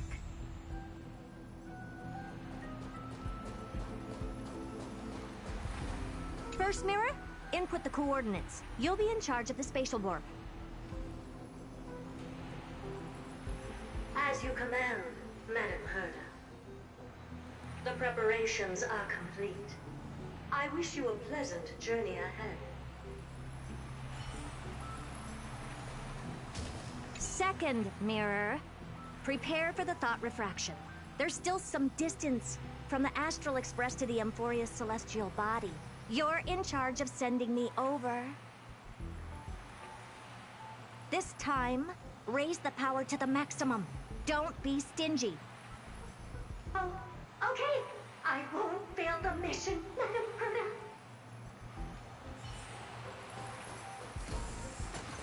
Third mirror, you're in charge of generating the data spirit entity. I'm happy to help, Madam Herda. What kind of appearance are you planning to use this time? Good question. Let me think. Forget it. Just use my own appearance. There's no one there that'll recognize me anyway.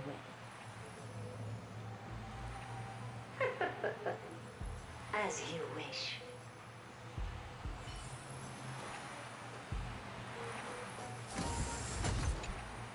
Preparation of the data spirit entity complete. Thought refraction at max power. Excellent. The first mirror. Let's get going. Have a safe trip, Madam Herta. May your journey yield good results. Coordinates input complete.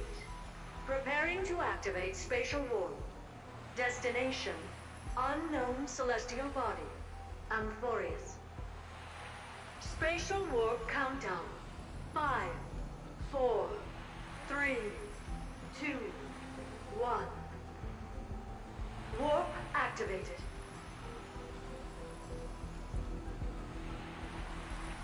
Oh! So that's Amphorius? Its appearance is, well, sure is unique. Second mirror. Prepare for thought refraction. It's time to send me in. All right. Please read the safety protocols carefully. Can't you hurry up? Yes, ma'am.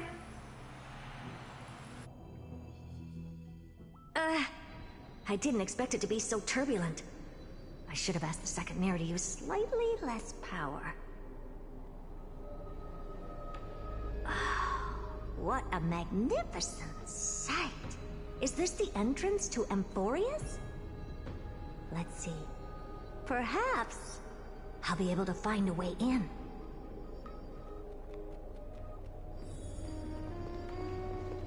What's this? A statue? It's ugly. I don't like it.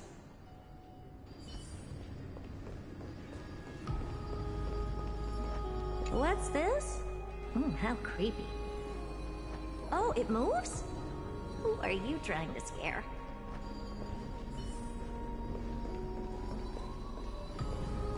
Oh, I finally found your traces. How esteemed must you be for the great Herda to come out personally? When we return, get ready to become free labor for the simulated universe for the rest of your lives. It's either a projection or a fake. There doesn't seem to be much to take note of. Now then, how am I going to get into Amphorius? My deepest apologies, esteemed lady. I'm afraid that you cannot proceed further. Who's there? Your visit, although not part of my calculations, is a pleasant surprise. It's a pity that the preparations are not yet in place to receive you with the hospitality that someone of your status deserves. Are you not going to answer my question? Who are you? I have many identities, and I'm going to have even more in the future. But if you just need a form of address, you can use my common alias. Lycurgus. Lygus. All right, Lygus. But you can't possibly think that I'm just asking for a name, can you? Regrettably, I do not have the authority to share more information. However, standards are always flexible. While not violating the ultimate agreement, I'm able to disclose this piece of information. As you thought, this is the entrance to Amphorius. Now, please, kindly turn back. Amphorius is not a world that you should be involved with, regardless of what kind of magnificent achievements you have accomplished. This place will not open its doors so easily. You seem to understand me very well. Then you should know that I have no reason to listen to you. Your reaction is completely within my calculations. Despite my long years as a Watcher, it seems like my assessment of human nature still remains accurate. From you, I'm able to sense a beautiful desire for knowledge. But my answer remains unchanged. Madam, it is with the utmost goodwill that I suggest you return to where you came from. Let's assume for a second that I'm not so well-mannered, and that I insist on uncovering the secrets hidden behind you, Mr. Lygus. How do you plan to dispel this notion of mine?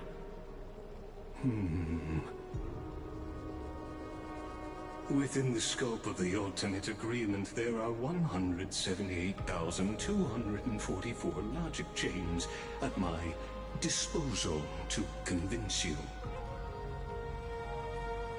After filtering through them, I have determined that I only require 3 to attain the results that I desire. Oh? I'm all ears. First, for reasons that cannot be disclosed, Amphorius is a completely isolated celestial body. Apart from me, no one else will be able to help you enter. That's not a good argument. Second, if your plan is, as you've alluded to previously, to force me into cooperating by showing hostility, do know that, just like you, I have basked in the gaze of the erudition. I stake my honor, and assure you that, in the worst-case scenario, our mutual destruction will be inevitable. Oh? No wonder I couldn't find a back door. When I did a scan of our surroundings, the safety protocols on you are comparable to Screwy's. How interesting. I assume that you still wish to hear the third logic chain? Of course. Why wouldn't I? Third, Even if you exhaust all your means and find a way to break through, you will surely give up once you understand the consequences of your actions.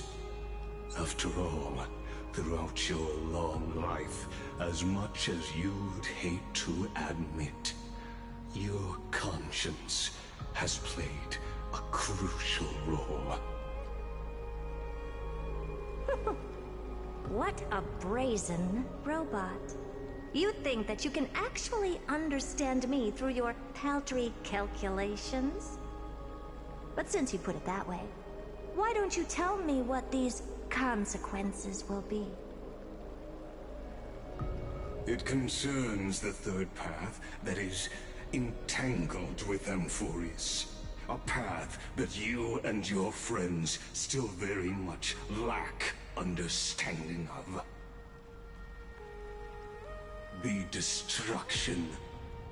So, if you ignore my warnings and persist in your ways, you will break the shackles of a Lord Ravager. And when that happens, their fury will engulf the cosmos.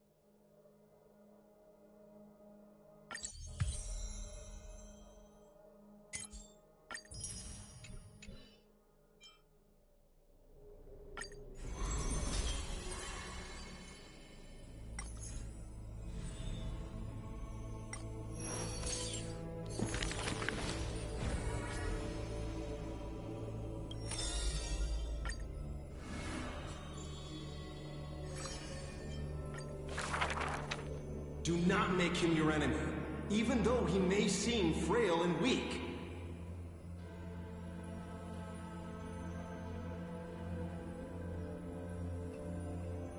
He may seem cold and unkind, but he sees through human emotions with just a peek.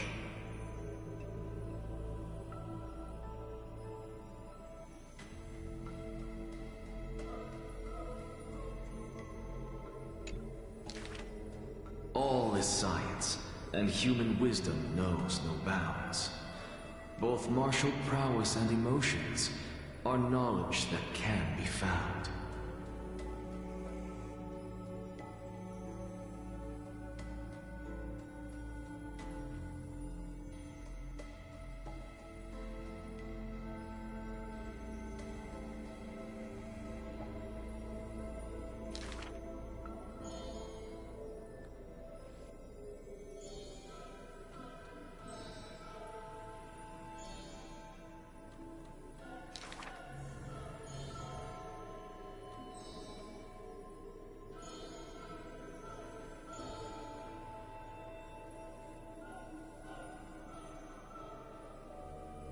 Nothing in this world is ever born fixed.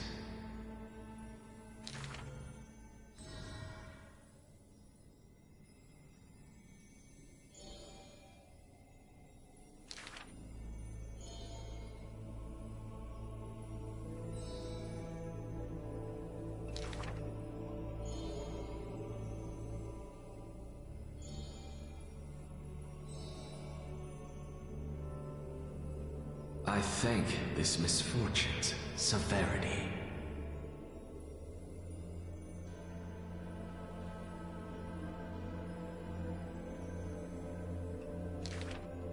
If this road is easy to walk, then future generations will not praise my name in piety.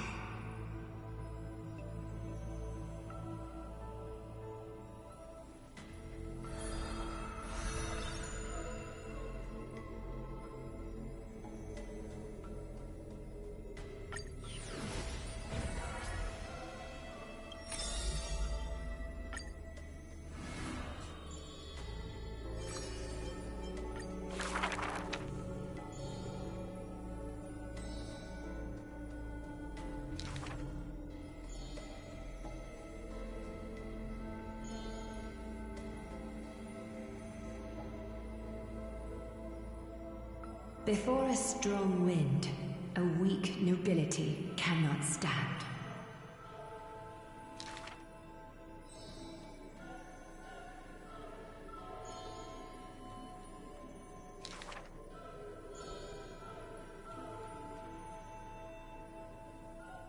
Miss, would you like to pick up the shuttle again and weave for me?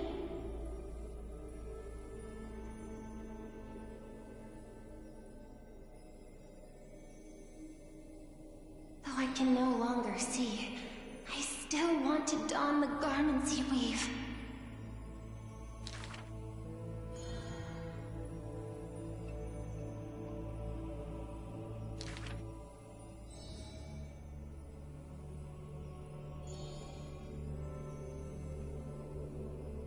That majestic lady must be Nestia in the flesh.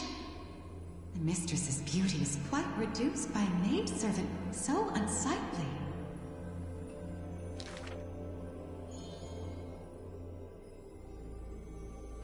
My mistress, I have brought you shame.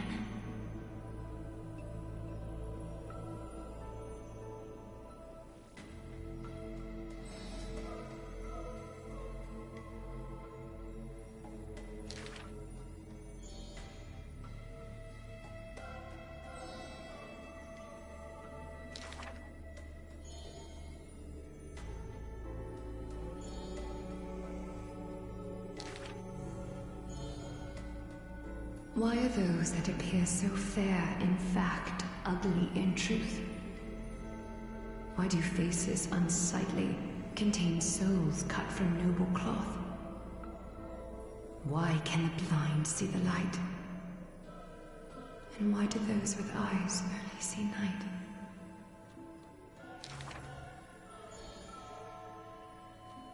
If you no longer have the power to see, then with my destiny,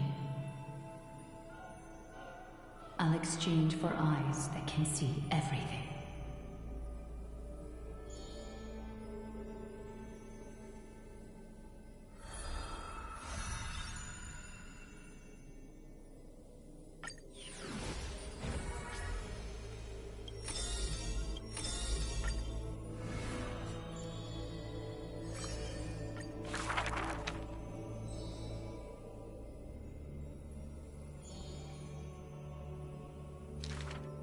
Before people pass away, I write down these poems.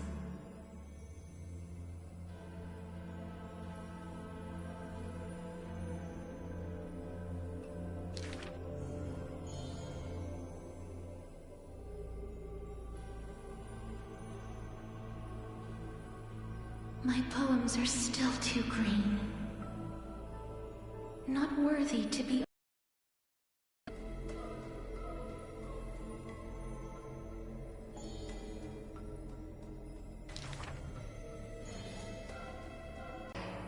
But in your eyes, you think we are close, unable to part.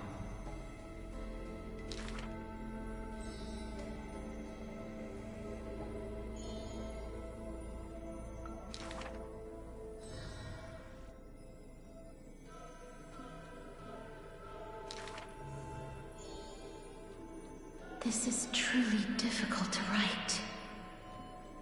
My duty is to lead the living to the end. I cannot think of a fitting end for a poem to the dead.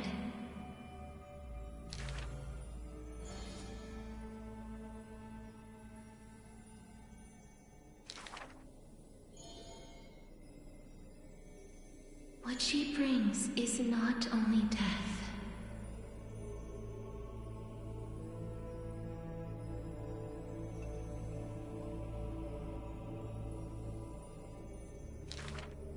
Apart from death, there is something else that is worth remembering.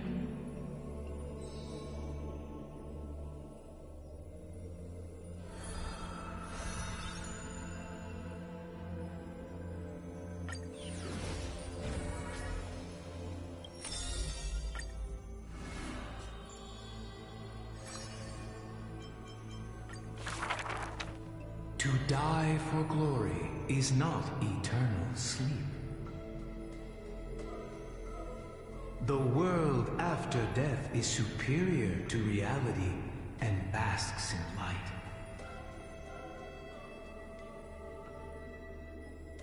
Cowards who dare not to look death in the eye. Longing for a martyr's heaven and reciting self-deceiving stories.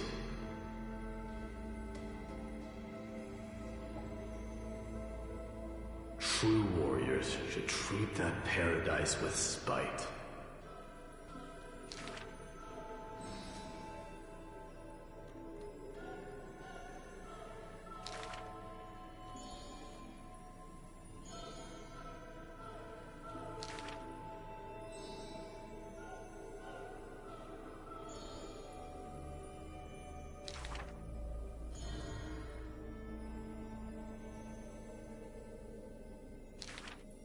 Therefore, a traitor who does not inherit the throne is a king most infirm.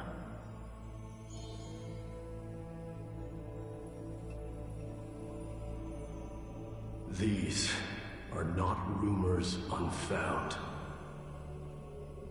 But will they matter if my deeds eclipse those of all other kings, achieving glory beyond? Never turning back in war, he seizes all our glory.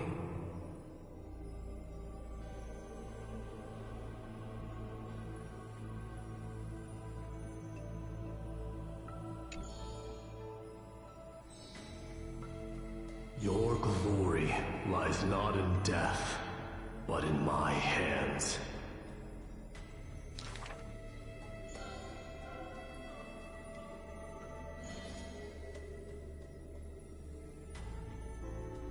Did you already walk that flame-chasing road, O King?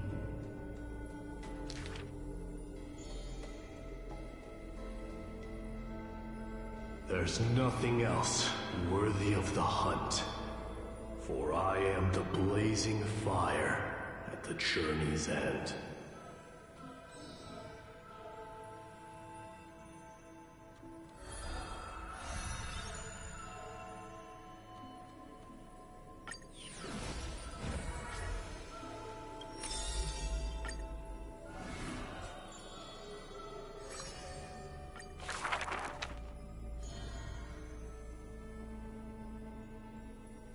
The first story is titled The Golden Apple. It doesn't have to go to the fairest.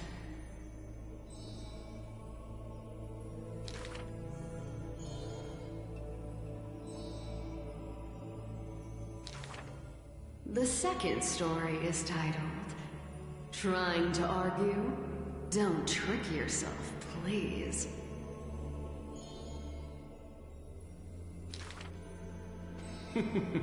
Even the best athlete could never catch up to this turtle.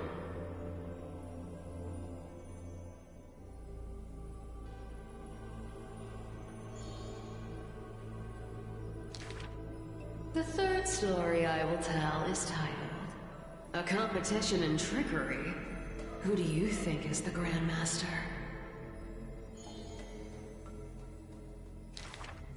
I think the world is a gourd. In truth, we are all already dead.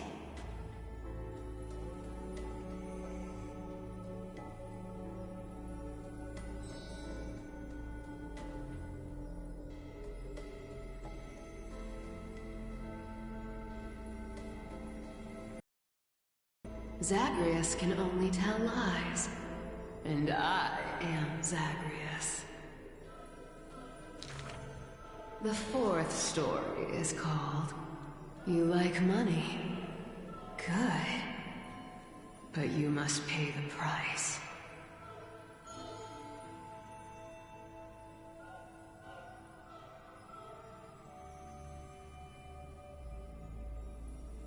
Please give me the power to turn anything into gold.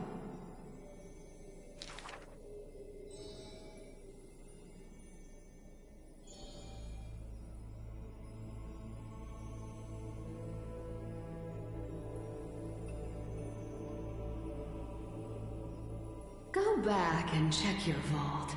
Some gold may be missing. But your beloved is right there, waiting. Cyphra, you took another long journey.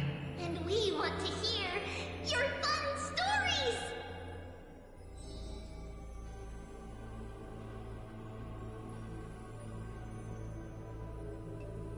Basically, I visited 4 places, tricked them to my heart's content, and came back fully rewarded.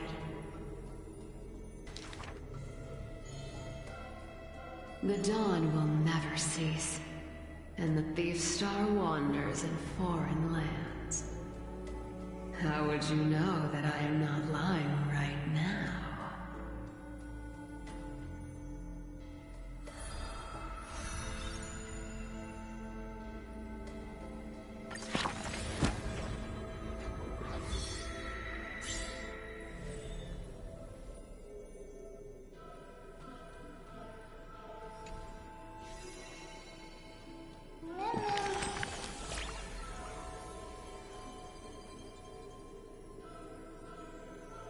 Memory Man?